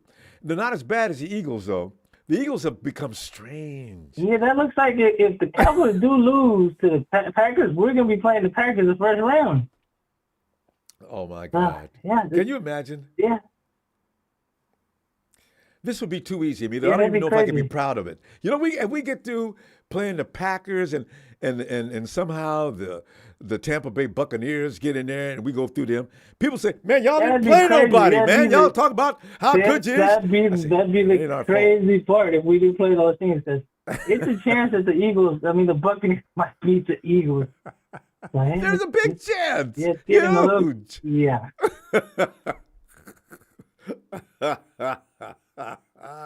And people will get on us for that forever. They will. Man, y'all talk about a Super Bowl. Everybody cheated to make sure you guys had the easiest teams you could find in NFC. And Lamar came in and struggled and had to go out at the half, and then y'all won a Super Bowl. They'll do it. You know what? I want Lamar to play that whole 4 quarters. Right. And I want the Cowboys or the Eagles to show up at the NFC CG. Because you know what? I don't want to hear it afterward about how we got a candy-ass schedule to take us to the Super Bowl. Because, man, they'll do it, Emilio. I just know a bunch of excuses will come out like it's a thing to do like that. I can care less about excuses. I've been saying we're going to Super Bowl, so I can care less what anybody else thinks, even though with our losses and everybody was, you guys didn't believe in it. I said, I never believed in the team. It just sucked that we lost those 3 games. And they just say, it was unfortunate we lost to the Ravens, but I was like, I never had doubt in the team that was going. It was just they like had to play the worst game they played all year for the Ravens to win, though. See, I don't believe they're going to do that again, especially in a playoff situation. No, you can tell they're ready for that. That was, like I said, it was a mistake they had. It was a hiccup. It is what it is. Like I said, you got to think about it. Both our lost, both times we had that losing streak. It was at a time we kind of needed it because it was like the team was riding so high. They felt so unstoppable. Relax. And then with that loss, then that loss to the Ravens kind of mellowed them again. I'm like, yeah, you need to stop taking these things like, you guys are world beaters. Right. Yeah. You can be, but you're just taking teams like it's nothing. You're just taking it like easy. Oh, we can relax now. We got this team. We've been beating teams. We've been blowing at the teams like it's nothing. I'm like, 30 points, 40 points. You can think that, but it's just. You can get an ass whooping too. They got it, yeah. So, maybe I'm gonna go. I'll be back midweek because this is exciting, man. Going into the playoffs, I can't wait. Oh yeah, like I said, I'm ready for it. I'm ready for it. I'm trying to get new jerseys and stuff ready for the playoffs. New stuff. I'm ready for it. All right. I'm ready. I'm gonna try to go to a playoff game, but I don't know yet. I know them tickets are getting high. I mean, I went last year when we played the Seahawks, but I'm trying to figure out if I can go. See what's going on. Good. Work on that. All right. Hey, Emilio. All right. Emilio. Yeah. ¿Qué pasa, güey, amigo? What happened, man? ¿Qué pasa, Emilio? Jack hey, Emilio, give us a Happy New Year's in Spanish, Emilio. Pretty soon. Come on, Emilio. He just did it, Jack. You missed it. You forgot to say mi casa, tu casa. Come on. Jack, we got all right, Emilio, one more time for Jack. All right. Feliz año nuevo, homie. All right. Jack, have another drink and relax. Jack, Emilio, I'll see you later on in the week. Taco Tuesdays in the UK. No. out with 16 beers. Just Jack, relax. But we got Norm is waiting. All right, Norm, I'm asking you, what time is it, Norm? No, it's Victory Monday. Night, Emilio. all right, Norm. Emilio, what's going on with Emilio, man? Well, that's the guy. You know, nothing, man. Emilio's still being Emilio. Me and him keep talking about hooking up to a game, but we don't ever get a chance to it. But it's always we will. But we will make that happen. You know why? Because this is We're gonna make that happen one of these days. But yeah, it's Niners all day. It's Victory Monday. You feel me? And that's what's good, man. You feel me? So, Indeed. Oh yeah, bro. Thing about Emilio though, man, it's like I remember when I first met him. Like that's probably one of the realest, commentary I can get as far as like feedback from Niners fans. You know what I'm saying? Because that's one of the ones we was around when it was really ugly though. You feel me? And that's what people be talking about. Like when people are so like, man, where's any type of major slip up you get from Yo Cute, it's like, I don't know how spoiled y'all think. Y'all ain't even spoiled as we are. And I didn't see, I was a little kid, but I seen my team get a Super Bowl ring. Yeah. But you know what? Big Show is the epitome of the generation that's still pissed off because you and I and others are talking about how good the team was and can be, right? So that's why when you're a Big Show getting mad, and all generations see, and all the people before 94, when they start getting mad about us being optimistic and saying, well, let's be patient, boy, that makes them mad as hell. Also, Jalen's had enough. They just don't want to hear about what happened before. What is the problem now? Fire Kyle Shanahan. Whoa. Wait a minute, son. Chill out. We're not firing Kyle. No. They want Mike Singletary back as the coach. or what about they want Jim Tomsula farting at the podium? Yeah, that's what they want. Chip Kelly. Chip Kelly. About that either. Chip Kelly looked like the Eagles security guy. Y'all want that? Y'all want that coach? Y'all want him back? All right. I'll tell you what I want back. I want the last 5 minutes of thinking about the hell they talking about, because I'm so happy about this, about where we at right now, getting this 1 seed. But the thing is, man, I really didn't give everything in a thought, is the fact that how this season was probably one of the most highest production that we've seen from the squad on both sides. You feel me? Now, everybody's like, no, we miss D'Amico Ryans and we miss Robert Saleh. But if I'm not mistaken, Steve Wilkes, even since being on the sidelines, has produced havoc among some of these offenses, a lot of these offenses. And the numbers show it. So, we got to give props to that. It's getting tighter and tighter in that secondary. Yeah. Complete teams. Offense scores points, defense wins games. Yeah, we always say defense wins championships, but it's like, remember the Cardinals game when the defense wasn't all the way? They never curled all the way over, but the offense still scored 45 points. So they 29. They were scoring points, weren't they? Just imagine if the Niners would put up 45 points against a team like, the Baltimore Ravens. And they only put up, say, about 38, 39. Who wins the game? Right. Because the Ravens won yesterday with a score that I've not seen them do all year long against the Dolphins. That was crazy. That was frightening. And it was against a Kyle Shanahan-based offense.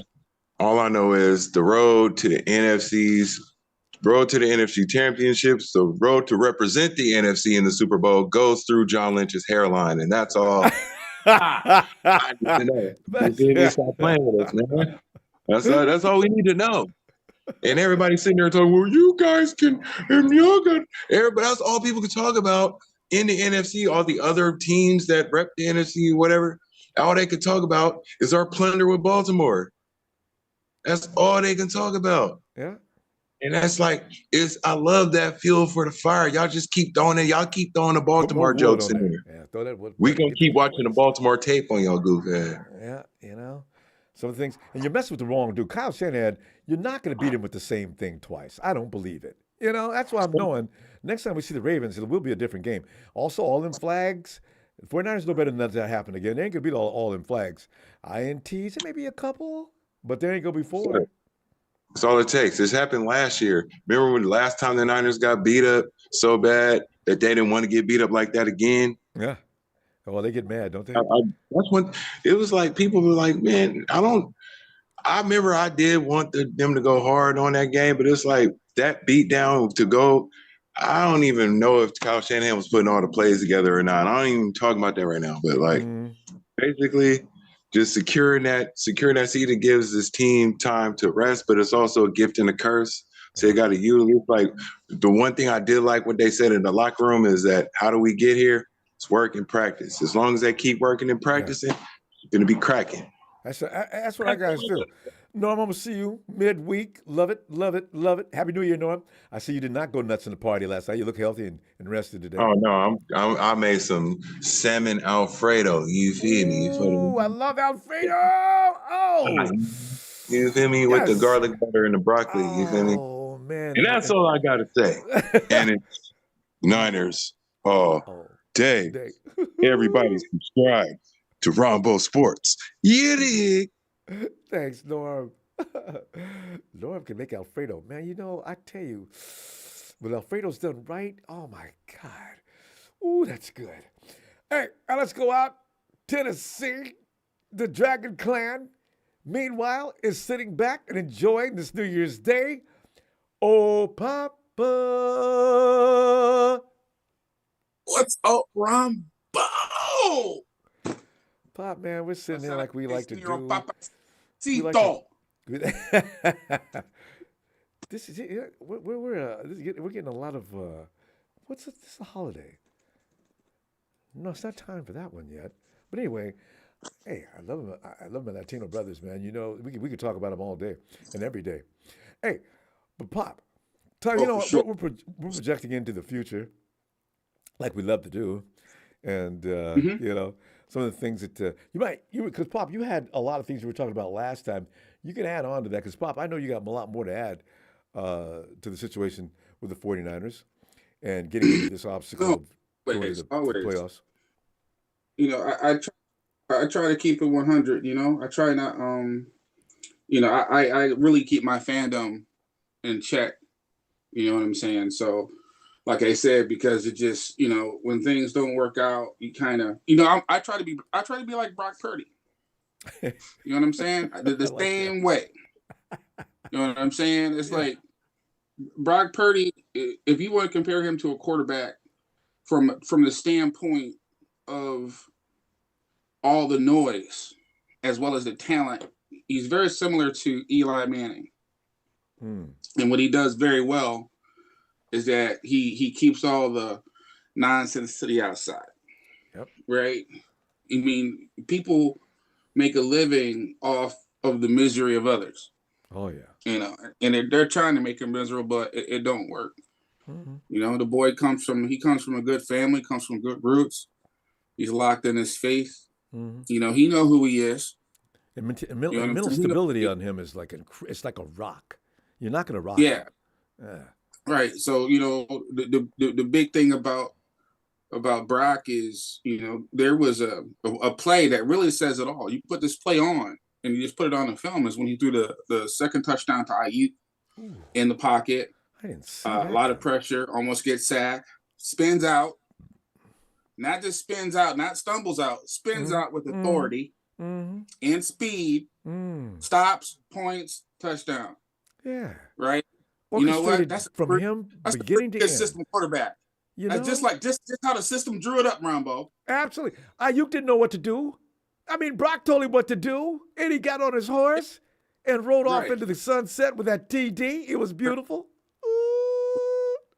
So all y'all that want to pull receipts and hold people accountable and responsible, you don't. That's Brock's job. And he did. That's Brock's job. True. Brock shuts everybody up with every win. It's that simple.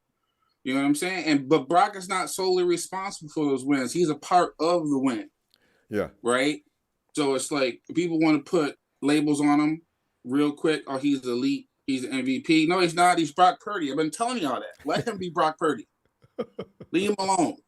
Let him be Brock Purdy. Right? The elite status and the MVPs will come. But right now, let him be Brock Purdy. And you know what? And that's a good point, too. It takes a while to develop the status of elite. You need to be out there for a while. And that's fine. But be on the road to it, that's fine, too. How much hate does Tom Brady have? Tom Brady had so much hate. They got that combine picture of Tom Brady. They still show that combine. They're still showing it, yes. No athleticism at all. Couldn't run, bad form. You don't have to be an athlete to be a great quarterback, though. Tom proved that. Oh, no, it's 90% upstairs, for sure. It's 90% upstairs. You know, a lot of these quarterbacks that have that capability, they're, something else is missing. You could have all kinds of physical capability, maybe you don't have the experience. You have all kinds of capabilities, but maybe, you don't have a good enough running back. There's a lot of little things that play into this. Obviously, you know how I feel about Shanahan. I just call Shanahan out on the shit. I just don't, I'm not going to sit there and let Shanahan pour shit in my mouth and say it's chocolate cake. And I hope you don't. My God, that would be disgusting. And just in general, But Pop, I just want to ask you this though: if you had to pick a guy calling plays and running an offense, is there somebody in the league that you really would feel superior to Shanahan? I'm gonna go back to what I've always said about Shanahan. He is a great offensive coordinator. He is a great offensive coordinator. But if you want to see a real designer, my God, I challenge all of you. You want to see a real head coach? Go look inside that Ravens locker room. Go look inside the Ravens locker room. That's what a real head coach. But you know what? I'm from a perspective of offensive design and play calling. Now, Harbaugh does a good job because Harbaugh adapts. No, he's second to none. He is second to none, and he's the most copied coach in the league as far as play design does. He does a little bit different. That's what I was going to say. I love it. He set a trend and a standard. He's Walsh. He's a modern day Walsh that people won't say, but Walsh also set the standard and the trend for football during his race. And Kyle Shanahan has come along and modified those concepts and added his own spin to it. And now you got everybody in the league wants to run Kyle's offense. It's true. He could be a modern day Walsh, but where Walsh I think was superior to Shanahan, and you can't really compare them because it's two different eras of football. True. Where that Walsh they could put their hands on the players through the week and through the season. And in this era, the coaches can't really interact with the players a lot. Mm-hmm. I would put him there, but I think what Walsh was very gifted is that he was gifted at being the head coach. Absolutely. Okay. Mike Holmgren, you call the plays. You see what I'm saying? That's what I'm saying. It's like that aspect of, Bo Walsh wasn't a rah-rah, he wasn't a Leonidas lead to 300 kind of a cat. He was just very, very smart. He knew what he wanted, and he got on his coach's ass. And he got a lot of respect for that from the players, everybody. People talk about Walsh, and you apply the term legendary. Now, I'm not sure if they're going to do that with Shanahan, but they did with Walsh. It was warranted. Right. So what you're looking at moving forward is very simple. Right now, the 49ers need to understand, and I don't know if people really get this and get what I'm saying, but the 49ers have so many obstacles to get to the goal that they got the biggest goal of all, and that was home field, right? Yeah. So they should be better because of that, without all this extra travel. And we traveled more than any other team did in the league this year. Oh, and that's why. But now they don't got to do that. Oh, ain't that the truth? Yeah. They don't got to do that. So that's a huge plus. I tell you, Bob, I love it. Let's do this again Wednesday. All right?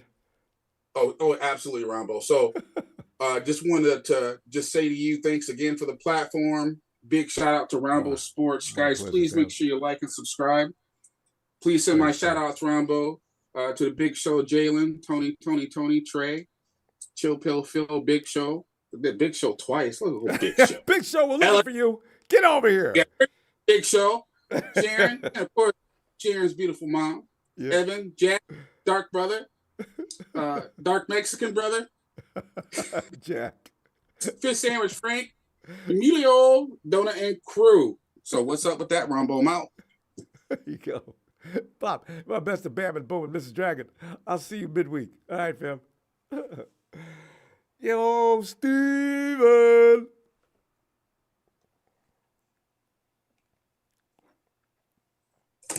Hey, what's up, Ronbo? Steven, you, man. You. Steven, man, we're sitting here feeling like we deserve to feel. 49er fans sitting back talking trash. You see people coming at us. We got dudes interrupting us on the phone talking about their team, which means nothing to us. Officer Doofy. Officer Doofy reporting for duty. I know. The Baltimore Ravens, we're number one. Sounds like I've got an inferiority complex, See, because a lot of teams are really concerned with the fact that we talk the way we do because they feel, disrespected. Ain't our fault. We are what we are. And we love to talk about it. Well, here's the thing, Ronbo. I wouldn't be surprised if the Ravens went into the playoffs and got knocked out by either Miami or the Chiefs, to be honest. Hey, Steven, don't forget the Browns. Anybody that has to play what's the Browns quarterback's name right now? His name slips my mind. It's Joe Flacco. Flacco is putting up points, and Amari's on the bench. They're all pro running backs not out there. They are doing things. They're scoring points. All they had to do is score points.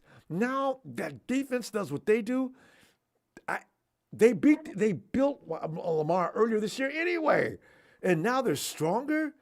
If they play the Browns, I would bet on the Browns. Seriously, we'll see. Ronbo, the Browns. I don't know what to say about them. They're a dark horse for sure.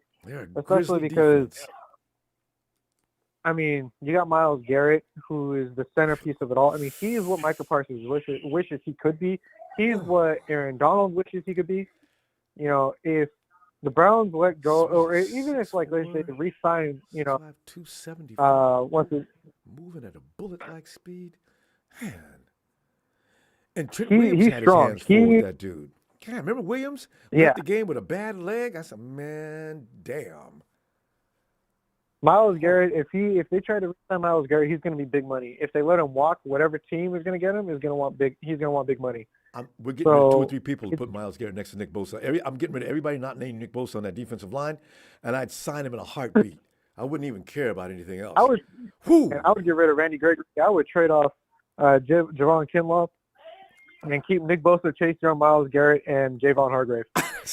that would be my dream. You can't keep Garrett fair. and Chase Young though.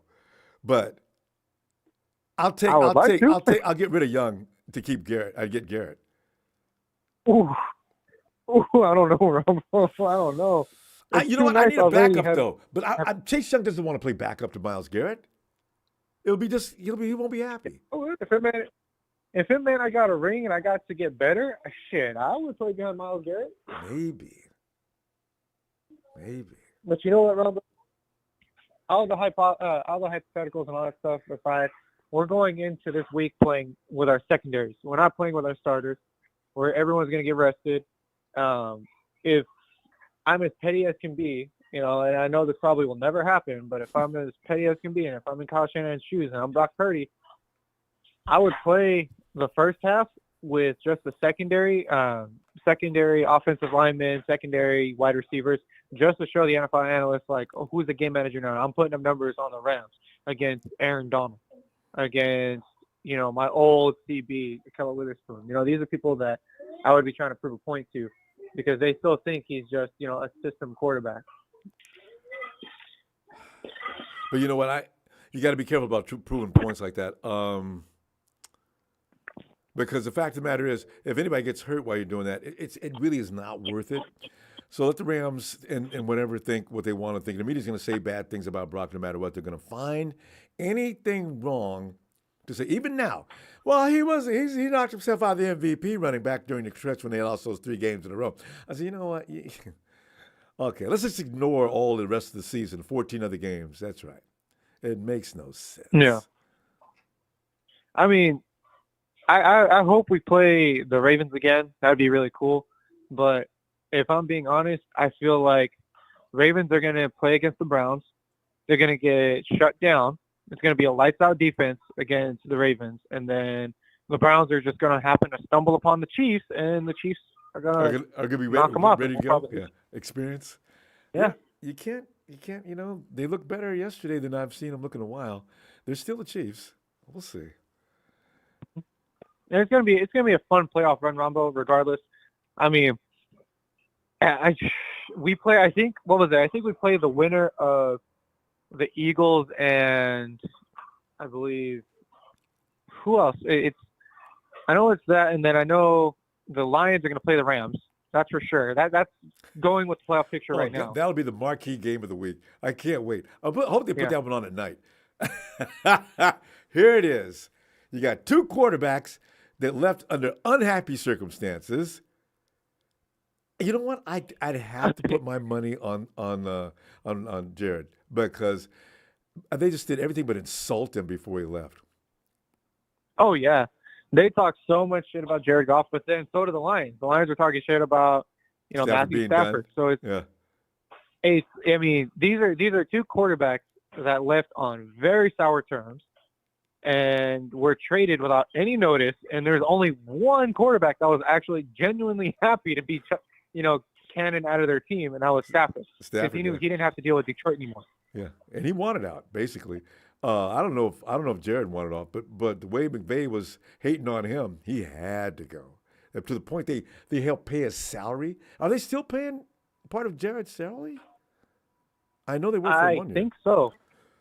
Well, I know they're still paying Calvin Johnson, so that's. Oh no, well not for them. But I know Detroit's still paying Calvin Johnson. I mean, the Rams are paying the Lions part of Jared's salary, but yeah. Are they still paying Megatron? Are you serious?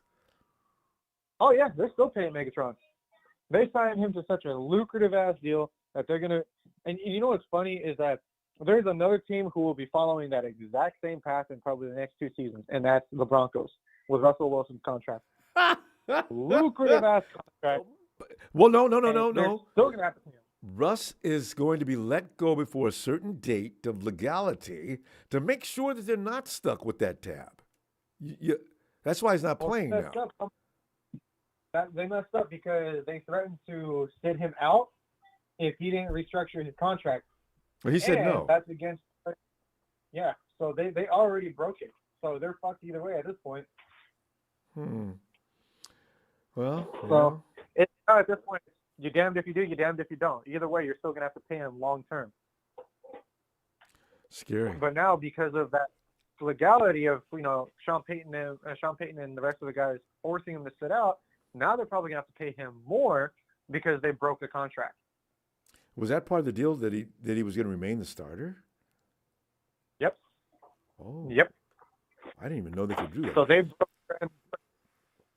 Steven, look! Wow! Our clock ran. Steven, I'll be back midweek though. We can continue, okay? All right, I'll talk to you midweek. Looking forward to it. Yeah, like little Rome. Rome's quiet tonight. I can't hear him. No, he's making all sorts of noise. It's Steven too. He's making all sorts of noise. Happy New Year. Happy New Year to you too. Thanks, and fam. production. Thanks, fam. Hey, yo, Bethel. Hey, Ronbo. Oh, Bethel, Happy New Year. Happy New Year to you too, and everybody else. 2024s of all time. Yeah. We've only had one though. Yeah, I know you guys were talking about Russell Wilson's contract. No, the reason why Russell Wilson is not playing is because he has an injury clause. If he gets hurt, his money is guaranteed, and that's what they wanted him to change. But because he didn't want to, that's why he's not playing. And that's why they're thinking of changing, letting him go. It's the same thing with didn't Jimmy go through that too? Yeah. Where he wasn't allowed back on the field because they're worried about him getting hurt. Yeah. So no, it was Derek Carr. Remember, they did that to him. With Derek Carr. Yeah. By the way, somebody said that the Rams always beat Jimmy. Oh, is that a Ram fan? Yeah, you beat Jimmy one time when he was hurt. 5 years and he was hurt. Yeah, so no. Yeah, and that was like 3 points. Yeah, So let's not get that lie out of here now. And then another thing is that Baltimore Ravens fan, the only reason they won is because the referees were helping them out. They were holding our guys. They were not throwing any penalties. Yeah, that worries me. And the reason why the Browns beat them because they can't hold their players. Especially guys. They're like not Miles holding. Yeah, that's what I was allude to. They can't hold these guys or else they'll throw a flag. But with us, they were not throwing any flags. So that's another thing. I'll never get over Nick Bosa laying on the ground. The dude's like down on him, holding him, and Nick's got his arms out like, ref, are you watching or what? There was one, and when they sacked Lamar Jackson, Nick Bosa was getting hold where. All right. You the could dude see was Nick holding Bosa Nick, and waving Nick was his holding hands like, I know. Like, hey, referee, he's holding me. Like, what are you doing?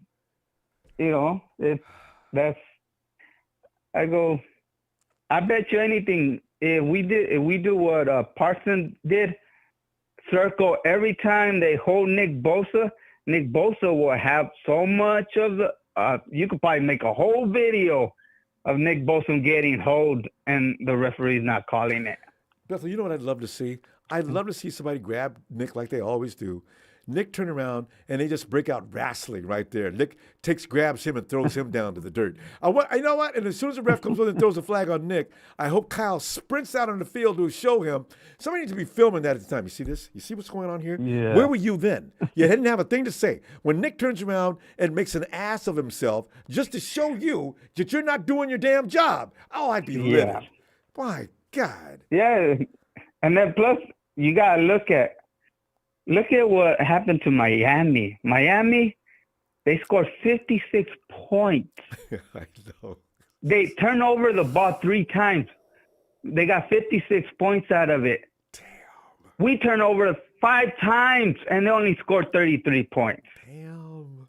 That should tell you how good is our defense. I tell you, man, ooh.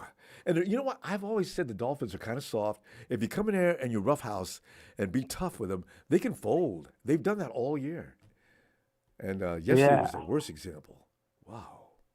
Yeah, and then I've seen that people don't worry about people's money in the NFL because once they get their money, then the same person is gonna probably be saying stuff about, oh, look, you're paying him too much. Oh, look at you. Because if I remember correctly, didn't Kaepernick was getting paid a lot of money and we lost a lot of players because we couldn't pay them because we were paying so much to Kaepernick? Yeah. I remember that. So, and look, we only won 2 games. We won 2 games, and that was against the sorry-ass Rams that year. 2-14, man.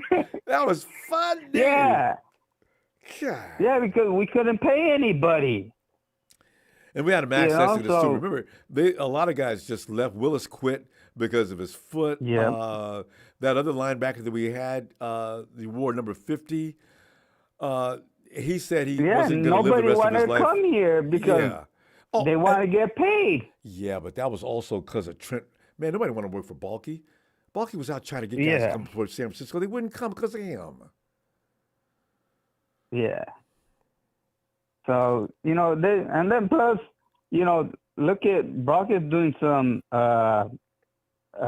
advertisement and stuff like that. I think he got a truck that was worth over $40,000 for free. Didn't that company give it to him? Yeah. Yeah. And I think those are like over 40, 50 grand.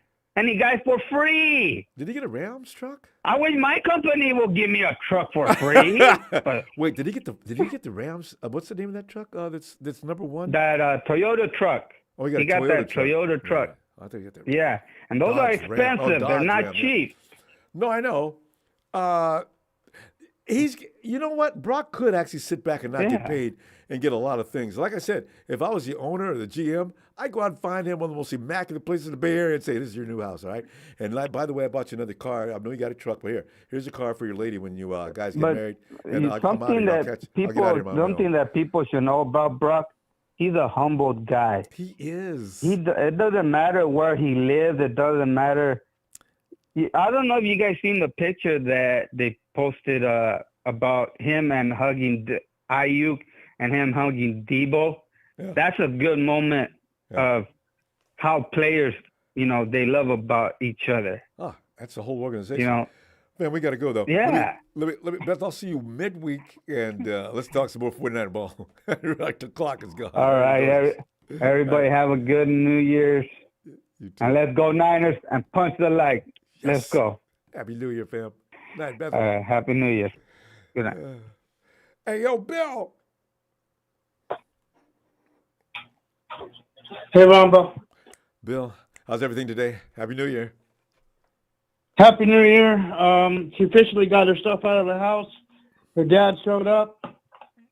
And, the thing is, the funny part, the cops wouldn't buy the lot.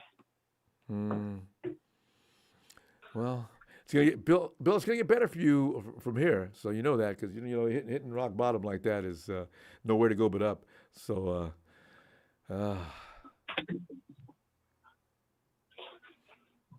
Bill? Yeah. Well, I'm here. Yeah, you're going to be okay, too. Hey, Bill, and one thing you can lean upon is the good times that are going on. Now, listen, Bill, think about how happy you're going to be when the Cowboys make an exit in the first round.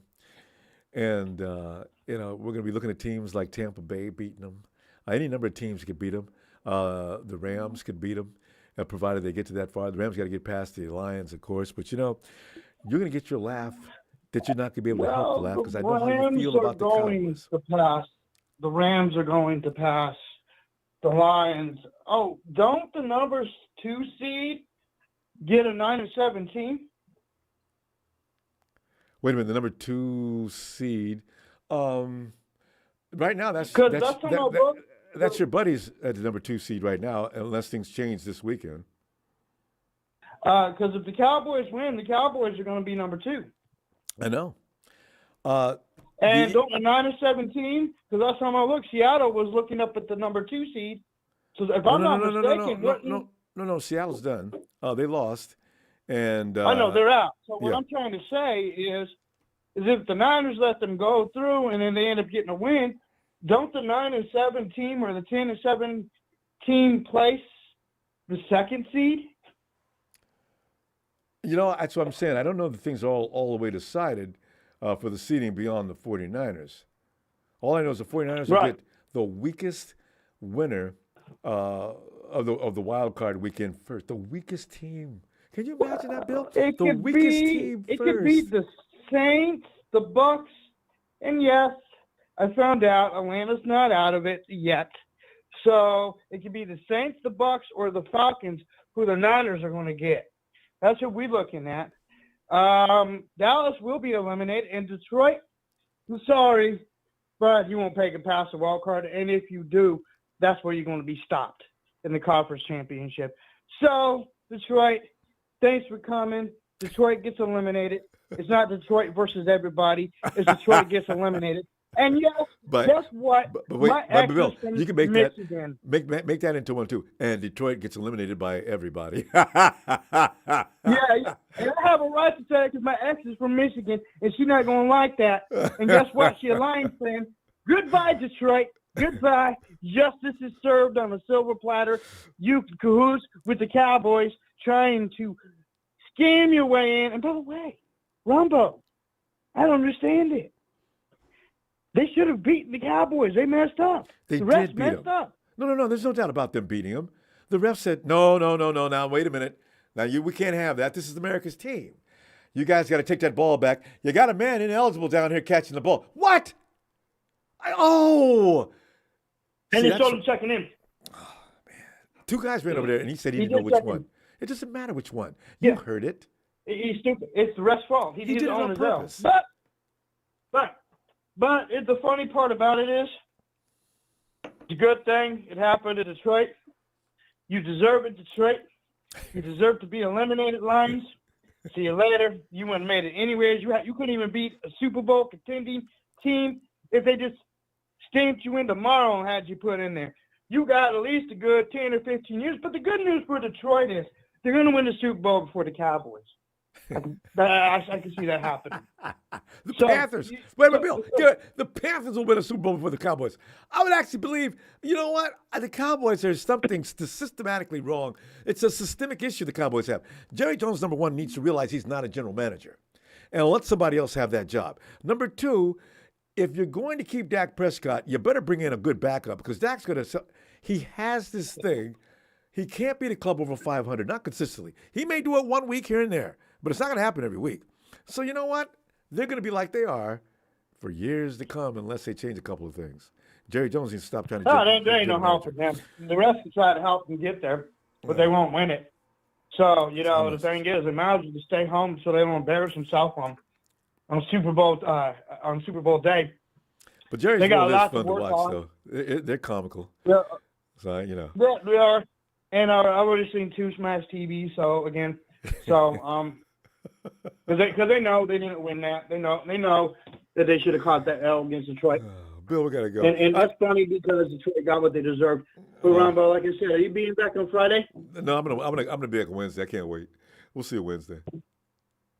You gonna be on Wednesday, which is so. This Wednesday? Yeah. And we got to be on and start throwing these goofballs. Now we can sit back on the couch. Oh yeah, we can talk trash now because we don't have to get involved in the madness until the second week. And by then, we're going to get leftovers. We're going to get a leftover team.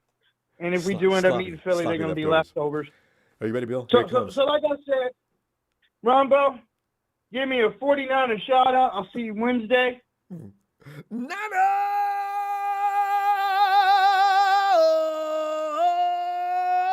Good night, Bill. And who is that Detroit fan that keeps coming in and trolling us? That's Don Burr. Don Burr? Nice day.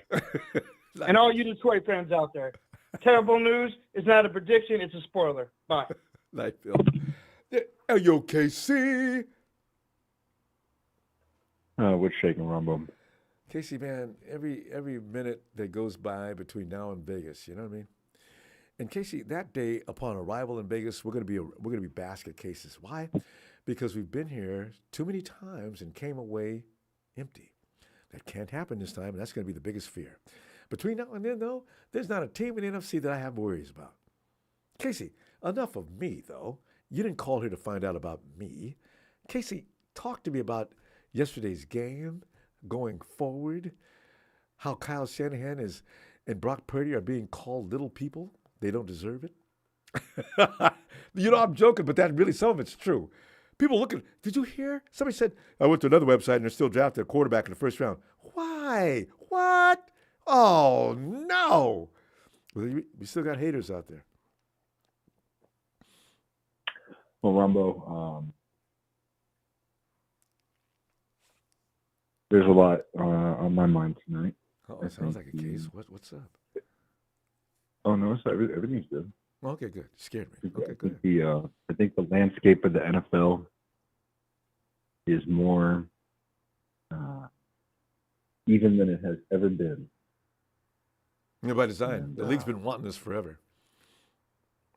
Yeah, so if the Browns make the AFC Championship game, I won't be surprised. No, that's the Browns. I mean, there was a caller that called in and said something about how Brock's not making enough money that he had to go farm corn on the bye week. I enjoyed that so much. But he drove that expensive truck to the farm, though.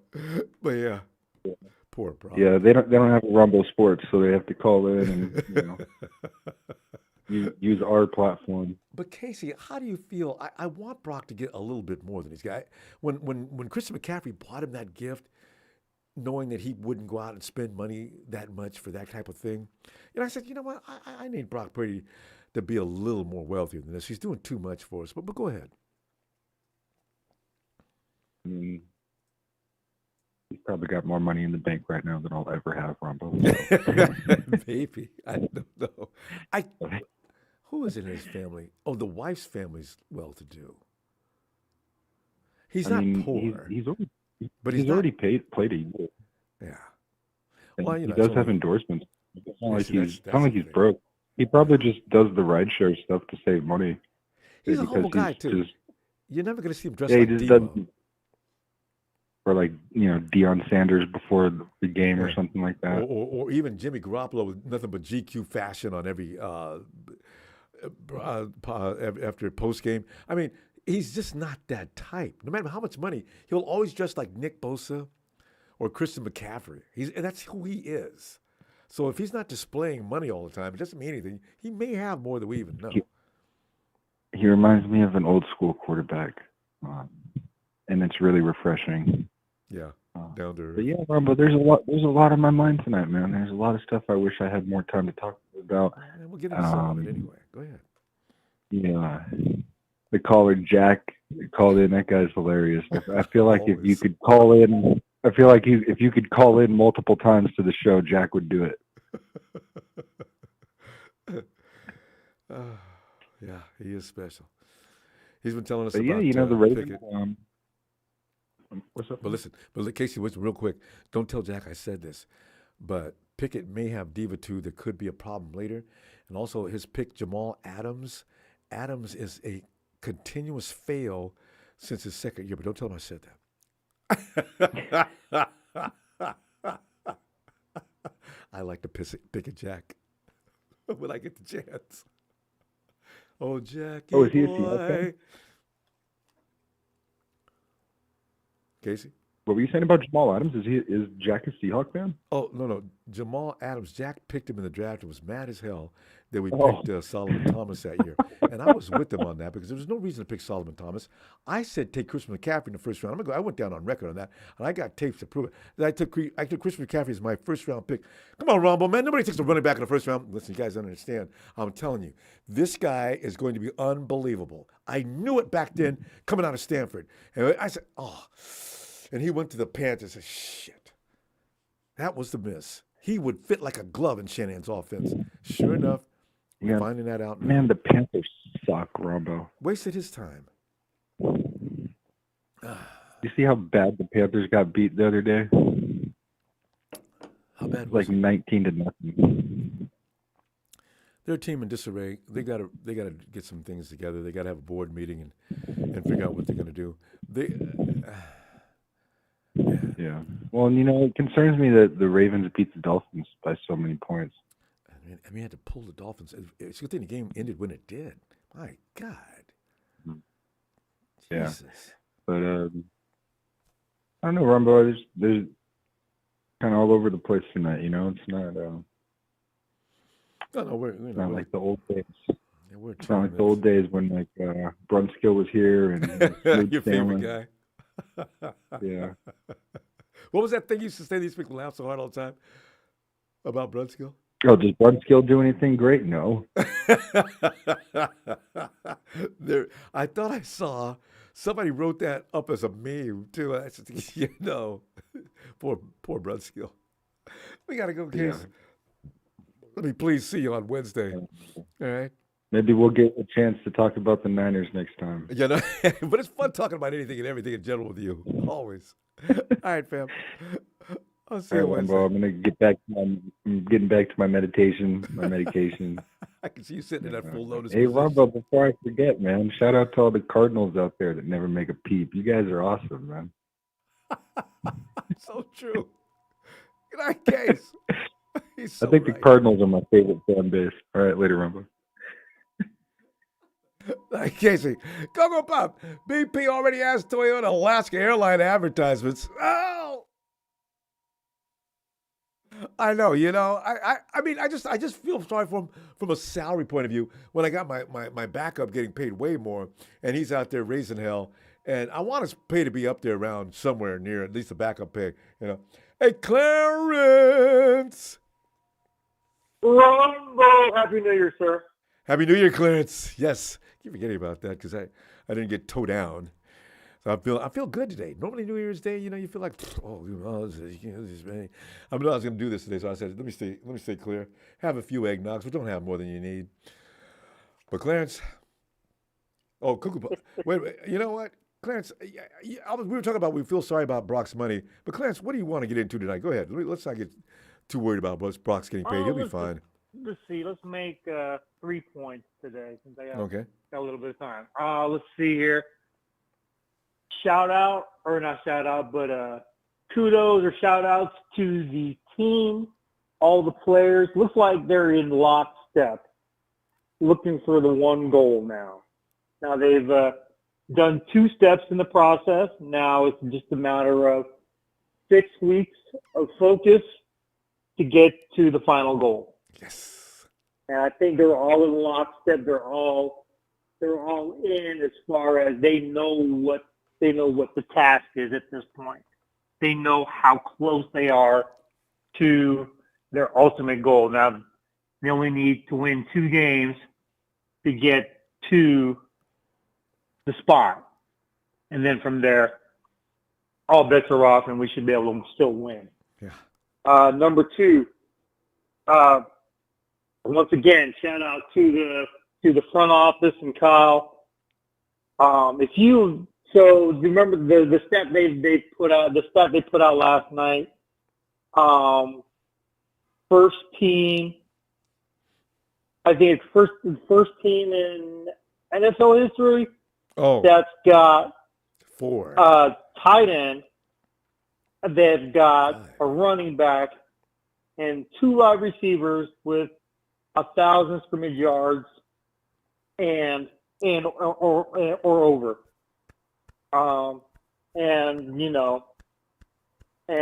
Brock throwing, over 4,000, breaking the franchise record.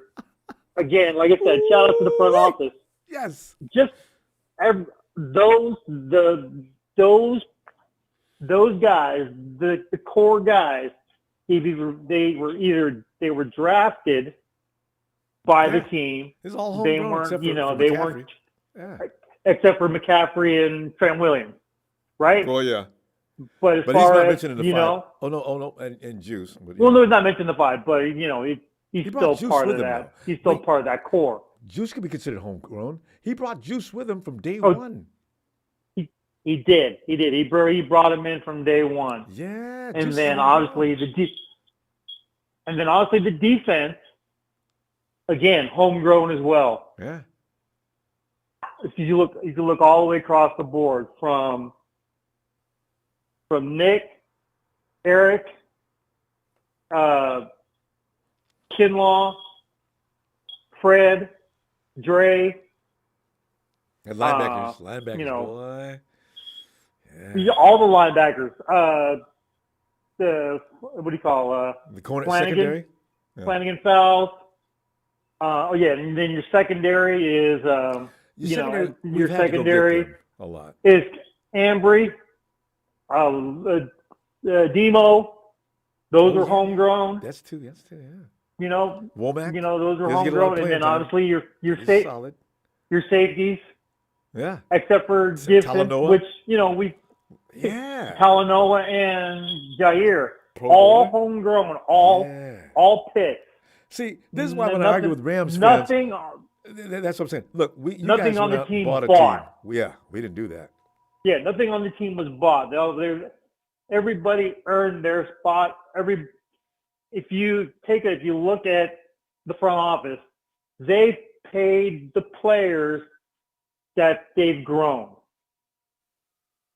from the jump, starting with I think Kittle was the first one to come up, and then it was Warner, and then Debo, and and then obviously when Trent came in, we paid him. There was going to be no doubt about that, and obviously Bosa, we just recently paid him. So we got everybody homegrown got paid. Yeah, as it should be, and and then the third and last thing. So we saw how the Ravens dismantled the Dolphins this weekend, and they basically used the same formula that they used against us. They were smart enough to not be so deep in their coverage. and they were able to exploit possible where the throws were going to be spotted too. So saying that, we only gave up 33. Mm-hmm. Dolphins gave up 56. and we gave up INTs and flags to help them. We threw 4 picks. Yeah. Like Fred said, if we had they had 2 takeaways the week before. Yeah. I just need the flags to get picked up and stop some of those long gains we had on offense, bringing them back. That'll kill you every time. You know who the referee was, right? Been a bitch. You know that I that don't game. God, I'm sick of him. It's Vinovich. Brian, we got to go though. Let me see it midweek. All right. Yeah, I know. Yeah, midweek. All right. I'm sorry. Yeah. No worries. Hey, God bless you, sir. Again, Happy New Year, and we'll talk to you soon. Looking forward to it. All right, take care. All right. Bye-bye. And hey, Brian, come on in. What does it take to be number one? 2 is not a winner, and 3, no one remembers. What does it take to be number one? Must be talking about them damn 49ers. Yeah. Because the law says, know your role and shut your damn mouth. What it is, Ronbo. We're sitting up here gloating like we got a right to, and we do. You know what I'm saying? Yeah. We're looking at some of the best. We're looking at some of the best assembly of talent in probably football history, and especially the 49ers halls. And we've had some great talents come down through the years. But this team has got numbers. You know? Oh, so yeah. I'm loving it. Oh, yeah. So, you know. But what about that game yesterday, and what are you thinking about going forward? Oh, man. Well, I think, it's Rams week, and, still got business on the table. Well, it's Rams. I don't care where you look at it. It doesn't mean anything, though, unfortunately. I wish we'd have played this game with the Rams a few weeks earlier. Yeah. Yeah, it don't even matter. I like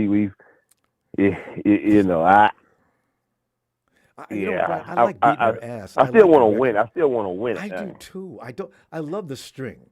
They haven't beaten us in regular season since Jim Thorpe was playing football, right? So that's what I'm saying. Can we please continue to beat these people and just beat them? Because I love Rudy coming in with, we got Nakua and we got this and we got that and we're on the mend and we're pretty good for a team. It's on. Oh, Jesus. Mm-hmm. What do you? No. Who cares? You're not going anywhere. Yeah. Exactly. That's why you got to beat the Rams to keep Rudy at least a little quiet. God. But go ahead. Yeah, keep Rudy. Yeah, keep Rudy in witness protection. We ain't got time. We ain't got time for all that. So strange. But Ronbo, the number 1 seed. First, you can't get no better than what you got. Yeah. Can't get no better. I mean, you can't. Yeah. Table set. Yeah, you can't get no better. And this is and Ronbo. Here is my thing. The MVP, the NFL MVP award. When is that award actually given? When do they actually give whoever it is? When is that award given? Ain't that award given around about the Super Bowl time when they do all the awards? Yeah. Yeah. I was thinking, okay, that's pretty much like a February award. I don't care about I don't care about all that. That's Look, the only award that I want him I'll be concerned about is the Super Bowl MVP. Win that award. That's after win that award. We hold that Lombardi up, and then they say the MVP. And the MVP, without question, Brock Purdy. He's the one who makes that big red and gold machine roll. Give it to him. I'd make my day. Yeah, give it to him. I mean, he's already putting up franchise-setting records, franchise or whatever, and with the likes of Joe Montana and Steve Young and quarterbacks before him, whatever. Jeff Garcia, our but last Pro Bowl quarterback. That number is going to. Well, he's not playing next week, but Brock, that number is ridiculous. Way over 4,000. And TDs at 2 a week, pretty much an average almost. Yeah, it probably is an average. And then you got CMC who's smashing records he's smashing records every week. Hey, And then you got three? That's your offensive player of the year. Period. It has to be.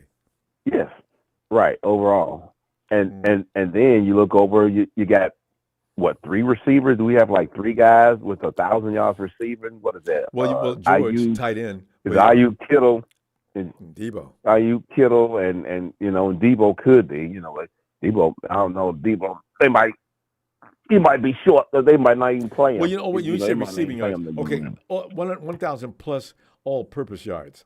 Now, from line of scrimmage, you've already got guys that are way over 1,000 yards. So they're 1,000 yards plus. So it's okay. I don't need Debo to be my wide receiver. I needed Ayuk to be that guy because he is actually the most talented wide receiver of between him and Debo. Right. But Debo will kill you in so many different ways. That's why I say that's fine. Let Ayuk have that glory. Debo, you also irreplaceable. He is your Swiss. Debo is what you call your Swiss Army knife. He is a game changer. When CMC went out he yesterday, we still had a doubt. guy that pound that. Boy, get him around that corner, and people should look to get out the way, if anything.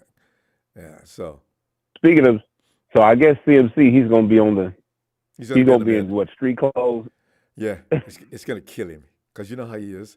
He'll be watching with street clothes on just in case. Cause don't put a uniform on because he'll be sneaking out on the field. But because he loves to play. But yeah, he's out this week. Yeah. So what's it going to be? Mitchell? Is it Mitchell and Mason? Mitchell the Mitchell and Mason connection, yes. Eminem. I forgot their names. Both please, Eminem. Eminem, baby. Drenched in creamy milk chocolate and covered with a thin candy shell. Hey, you know what? And then on the other side, I hope, I hope just to piss Michael Parsons off, I hope Fred Warner gets the defensive player of the year. I really do. Boy, I hope he do. And Michael be talking trash. Boy, Micah, you know what? He should not be doing that. Micah, let analysts do analyst work. You play football. Maybe in a few years, but Micah's really, my God. We're out of time, fam. Let me get back to you Wednesday, okay? Man, that was quick. All right, then, Ronbo. Shout out to you. It was.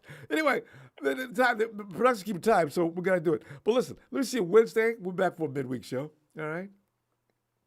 Yeah, all right, Ronbo. Shout out to you. Shout out to Faithful, and shout out to production. And Thanks, with man. that said, the law is out. Have a great night, fam. And Happy New Year. All right, Ron.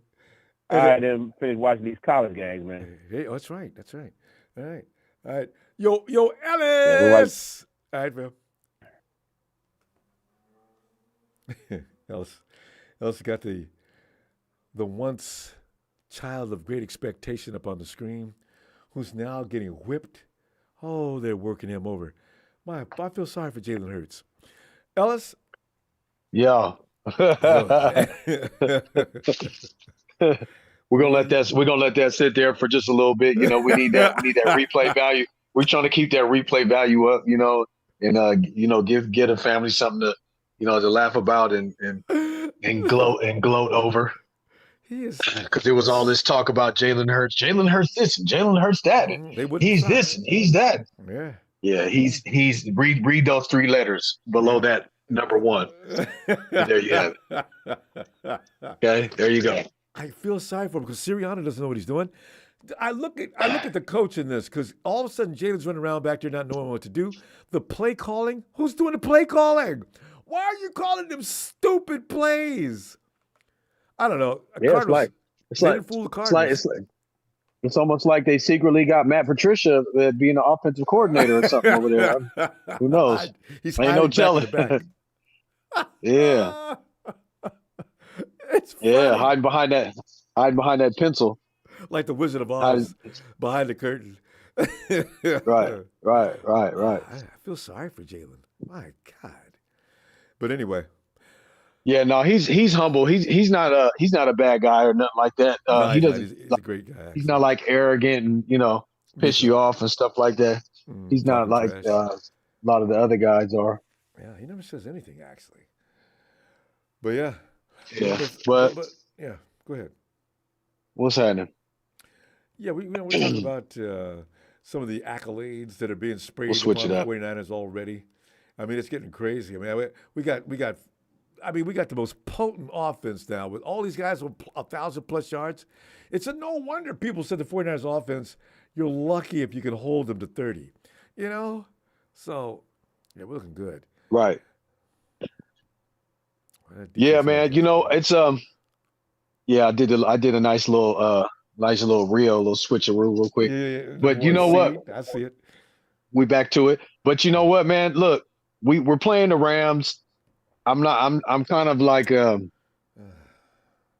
to think of what,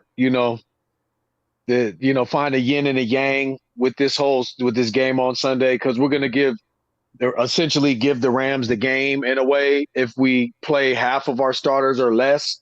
And don't play for the whole game, which is probably what Kyle's going to do. If they play at all, they'll play for a little bit, like preseason, and come sit down. Yeah. So I mean, Christian's not going to play, of course. I doubt he plays Brock more than a quarter and a half if he does play him. Debo 5 minutes. Ayuk 5 minutes. Yeah. Yeah. Trent plays a quarter, or two maybe at the most. Trent's not going to play the full game. I'm getting Trent out as quick as possible too. Yeah. So we're essentially giving them the game. So it's they're going to have they're going to be all excited thinking that they did something. I mean they have been playing better. Granted, I'm not going to be delusional like they are and hate on them like that. But it's we're giving them the game. So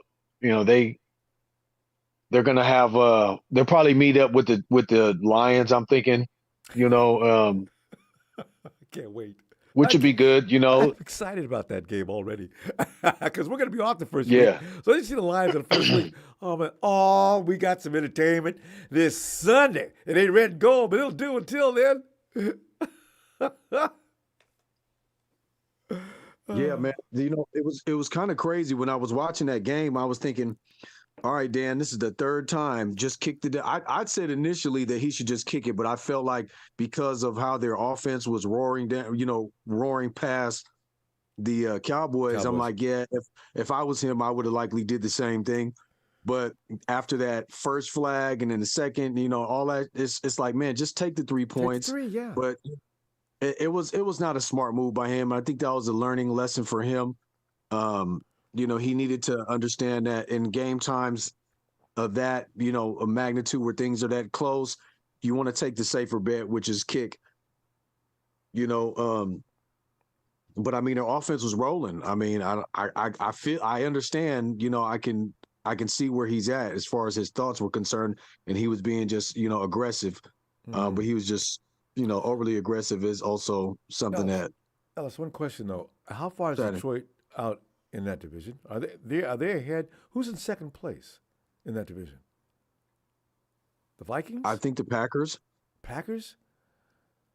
See, I think they can afford to. That's why Dan says I can gamble. What? I ain't got to worry about losing the division. But record-wise, you don't want that. I don't, because he wasn't afraid of the Dallas Cowboys defense at all. So I'm wondering why he wasn't precautious about. Well, we'll see now.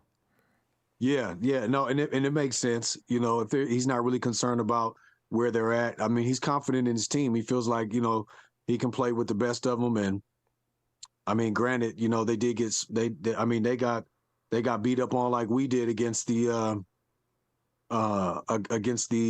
Ravens, except for, they got beat a lot worse than we did. But,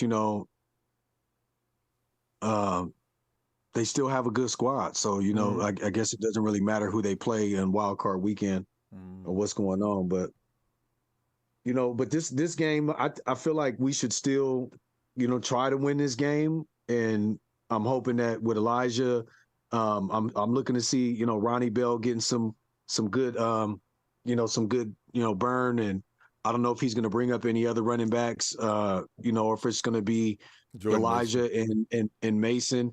I would even bring up TDP or bring up the other guy, was it McNichols or whatever? Yeah, right. Because realistically, Christian McCaffrey, Elijah Mitchell, and Jordan Mason are our three, our first, second, third, string back. So I wouldn't. In fact, I wouldn't put even that let much Mitchell play because he gets hurt too easy. Yeah, that's what I'm saying. I wouldn't give him a large workload. I would let him play the first half, but I'd take him out and I'd bring up TDP or somebody else. Get these guys ready because there's no telling what will happen. Moving forward, and you want to have these guys, with some burn under their belt. Yeah, agreed. I don't know what he's going to do with Danny Gray. If he's just going to have him kicking it. Jawan will be out to the playoffs, but probably, and might as well. It is what it is. Else, I'm gonna look for you midweek, and we will continue on this because this 49ers are just plain old fun to talk about now. They always are, but especially now. All right. Yeah, man. Yeah, thank you, fam. Always for the platform. Appreciate you, and shout out production. And shout out to that squad too. Hope we can get in early enough so we can catch them in here. All right. Yeah. I got Z and Amaya. They here with me. Y'all say bye right now real quick. Hi. Bye, Ronbo. Bye, guys. I'll see you. Happy New Year. Happy New Year to you too. Thank you. All right, fam. All right, y'all. Have a great night. Out to the family. Y'all know what it is, man. Let's get to it. That's right. Peace. Hey, yo, Jalen.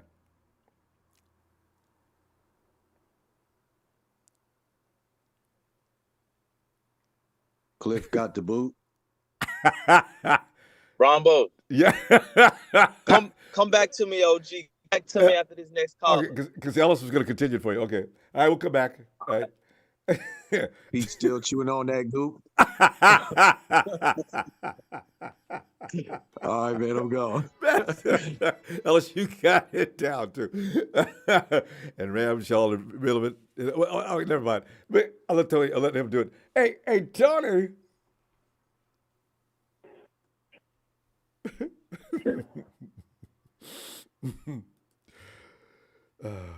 Pete may have to stop chewing on that goop and get something else to chew on because that ain't working. Tony.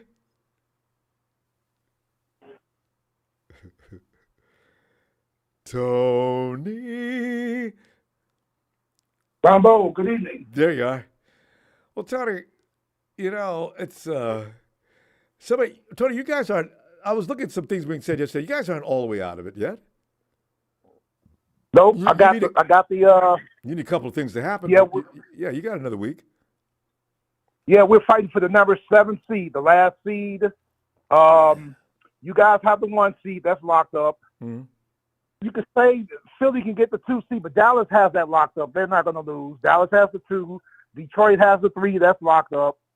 The number 4 seed is whoever wins the NFC South. Either probably Tampa. All Tampa got to do is win. But a lot of combinations of things could happen. The 5th seed is set. Pretty much it's Philly. The 6th seed is the Rams. That's set. So basically, whoever wins the NFC South at the 4th seed and the 7th seed are the only things that's kind of open. Okay. Because, hey, about Dallas, who are they playing this weekend? Giants? Washington, the same team you played. Washington. Okay, so you're right. They're not going to beat Washington. Or they're going to beat Washington. And who do the poor Eagles play? The Eagles would be the 5th seed. They would be playing the NFC South, probably Tampa, because Tampa's going to beat Carolina. Okay, you know what? Eagles and Tampa. Tony, Vegas is going to be jumping. You know why? Because the Eagles look in such disarray, and Baker Mayfield has had several games this year where he played like, I don't know what happened to him, but he looks awesome all of a sudden. Watch the Tampa Bay Buccaneers take the Eagles down in one more game. And Sirianni, they can't fire him that evening, but the minute they get to the playoffs and lose, Sirianni's out of here. I think he's in trouble because some of the things he did. You look at what they were doing the other day against the Cardinals. What are you doing, Nick? Those plays. What are you? Are you trying to win the game, or are you just trying to donate it to the Cardinals? Some of the stupid play calling of all time. And he's been with that team for how long? It always comes back, just like Super Bowl 49 with the Seahawks on the 1 yard line. Back to Super Bowl 51 with us. on second and third down. It comes back to when you got the lead, running the football. You said it a million times on a lot of shows. These teams want to pass too much. I don't get it. And run the clock, man. Shorten the game.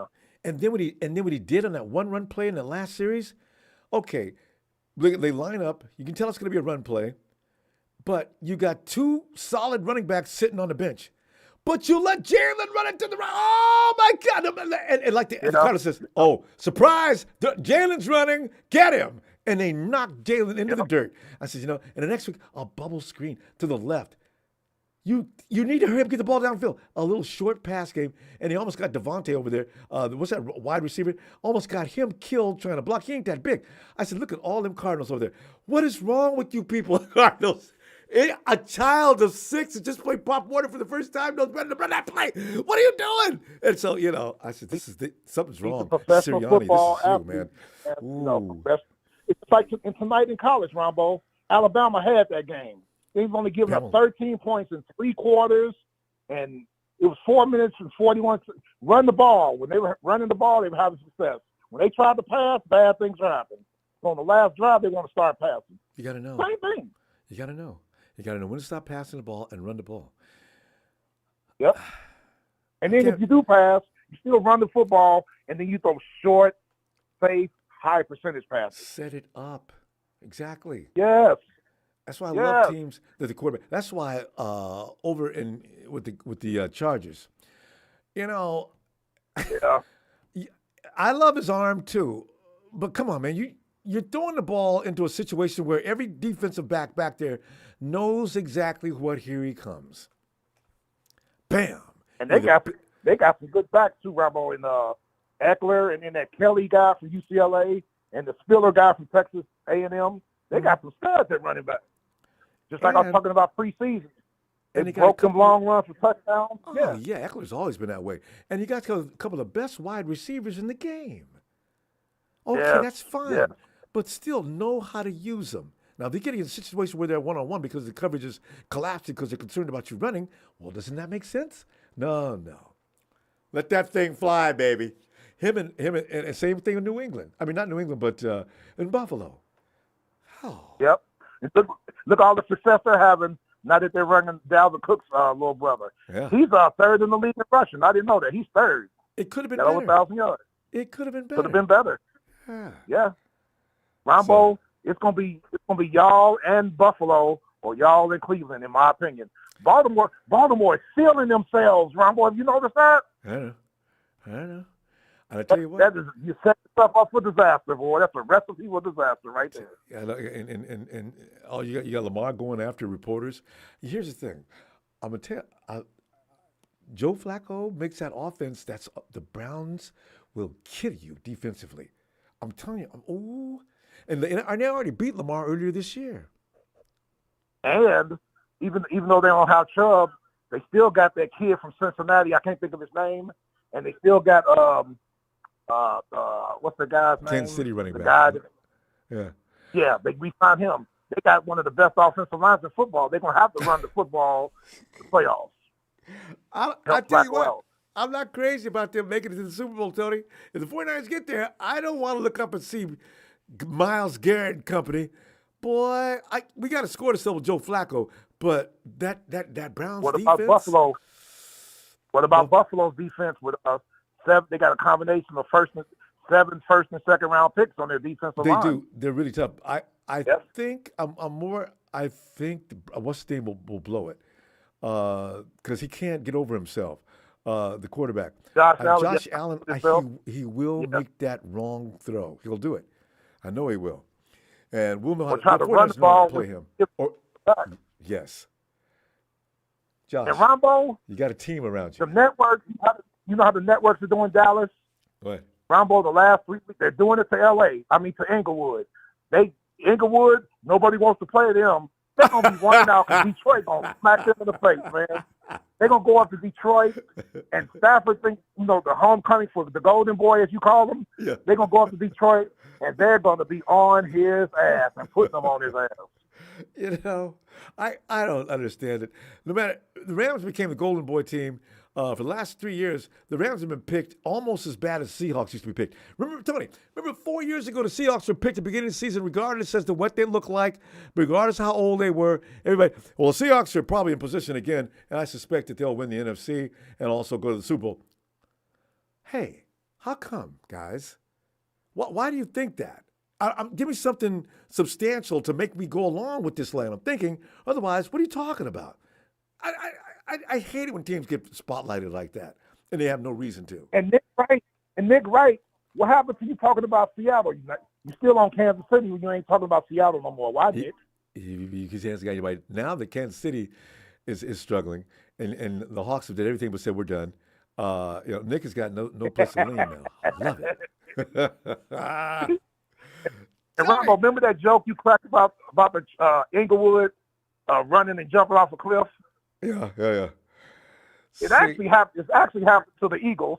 There's another team. My God, I mean, they've just melted all the way down like the wicked. Was it Wizard of Oz? Was she the East or the one who got water thrown on her? And she just melted down. I'm melting. Oh, wow. That's poor Jalen, boy. God, get rid of the coach. My God, it's embarrassing.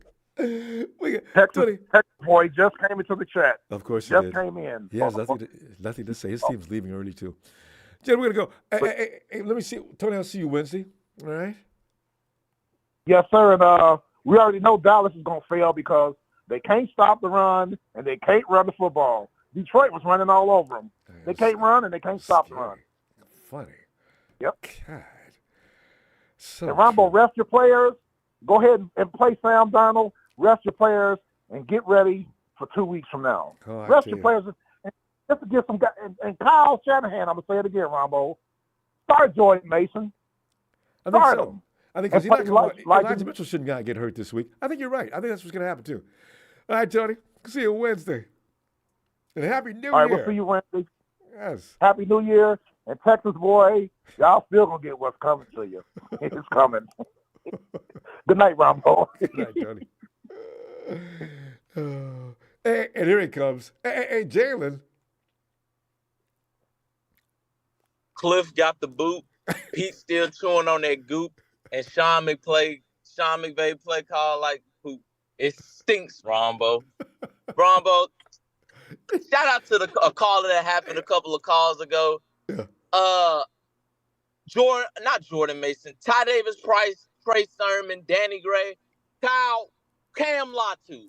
Cal, what are you doing in terms of your offense? Like, what is he doing, Ronbo? He's making mistakes. Ronbo, like, what is this man doing in terms of drafting these skill position players and just sitting them? Healthy scratches. I'm getting tired of this shit, Ronbo. I really am. You know, listen, we could go down a list. Now, these are the things we don't talk about very often, but there's been several other players besides those ones you just mentioned that were mistakes, and the 49ers don't talk about them, or they try to quietly get rid of them. Ronbo, were they mistakes? Ronbo, I saw that guy. I saw Trey Sermon get the start 4 games in a row. He did not look bad, Ronbo. Just because he looked bad in the preseason behind a backup line doesn't mean anything. Dante Pettis. Was he not? He might not have been Kyle's style of running back because I told you he reminded me of Carlos Hyde. Yeah. Where he found his own hole. He reminded me of Carlos Hyde. And, Kyle, that's probably just not his back. You know what I mean? But the talent was there. But Jada, like you, I want to know, what did you see in the first place to make you decide to make that pick as early as the 3rd round? Now, this is where I'm really confused. Rombo, he rushed for 300 yards in a playoff, Rombo. He could run. I mean, if you go back and look at him in college at Ohio State, first of all, Rombo, he's an Ohio State running back. That's number one. 9 times out of 10, those guys are always good. Carlos Hyde, what's the dude from the Ravens? Josh something. He's good. Zeke Elliott. So, I mean, Ohio State always has good running backs. So, I mean, to take him out of Ohio State and to think that he's not going to be good, come on, Rombo. It's intelligent. It's like getting a Bama back, Rombo. Come on, that. Georgia, same thing. They got running backs. So, yeah, I agree. Yeah, I mean, it wasn't a Now, the Ty Davis Price one, I don't know. You know, LSU, they receivers are good, but they running backs, I don't know. But Ohio State, that's understandable. Yeah. Yeah, certain schools, they got a good program for that. But no more third-round picks. Running backs can be had. Your better running backs can actually be had later. Receivers, Kyle needs to go back to in the early round drafting wide receivers in the second or third round. Kind of like how he did Debo, and then God, I hate he got hurt. Jalen Hurd, Ronbo. If Jalen Hurd, he's the one guy I wish we could have got him healthy. If we could have played him healthy, Ronbo, yes, Debo, agree. Oh man, Jalen Hurd, I wish he could have stayed healthier. More than D Ford, Ronbo. I would have took a healthy Jalen Hurd over D Ford because I saw the potential. Well, yeah, he showed you he could do it all, and he was big. So he was 6'4", Ronbo, could run routes, hands, could run the ball, could block. Ronbo, that boy was going to be him and Debo was going to be a problem. Kyle had plans. He even told you how come he got him and why, and what he had planned for him. He just couldn't get that knee to stay healthy. So, man, I hate that, Ronbo. But I feel like Kyle, he's learned from that because he'll go out and he'll get a draft a guy that's had a really, really tough injury history. But when they was on the field, they produced so well, Ronbo. Like Javon Kinlaw, his knee. You might not know, but Talanoa Hufanga, he was kind of injury prone back at he USC. was. I knew. I was scared when he got drafted. Elijah Mitchell. I think the reason he fell so far down because he was injury prone. You know, so I mean, Kyle has Nick Bosa, his ACL. Kyle always seems to go after these guys where high risk, high reward. You know what I mean? Yep. And it's helped and it's worked out sometimes, and then other times we've gotten Javon Kinlaw, who he's had a good year, but now. If he'd been healthy from the first year, he'd probably be further along. Yeah. Yeah, and Chris Kosorik, that's the best man in the league to do it, Ronbo. I mean, he can make Chris anybody. Kosorik, if he can't get it out of you, Ronbo, and I get you sometimes say, I get you sometimes say, man, I don't want them to leave, and then they ball out. But Ronbo, if Chris Kosorik can't get it out of you, I don't know who can. You know what I mean? Yeah. I wish the best of luck to Javon, but if Chris Kosorik can't get you to get more than 3 sacks in 3 years, look, I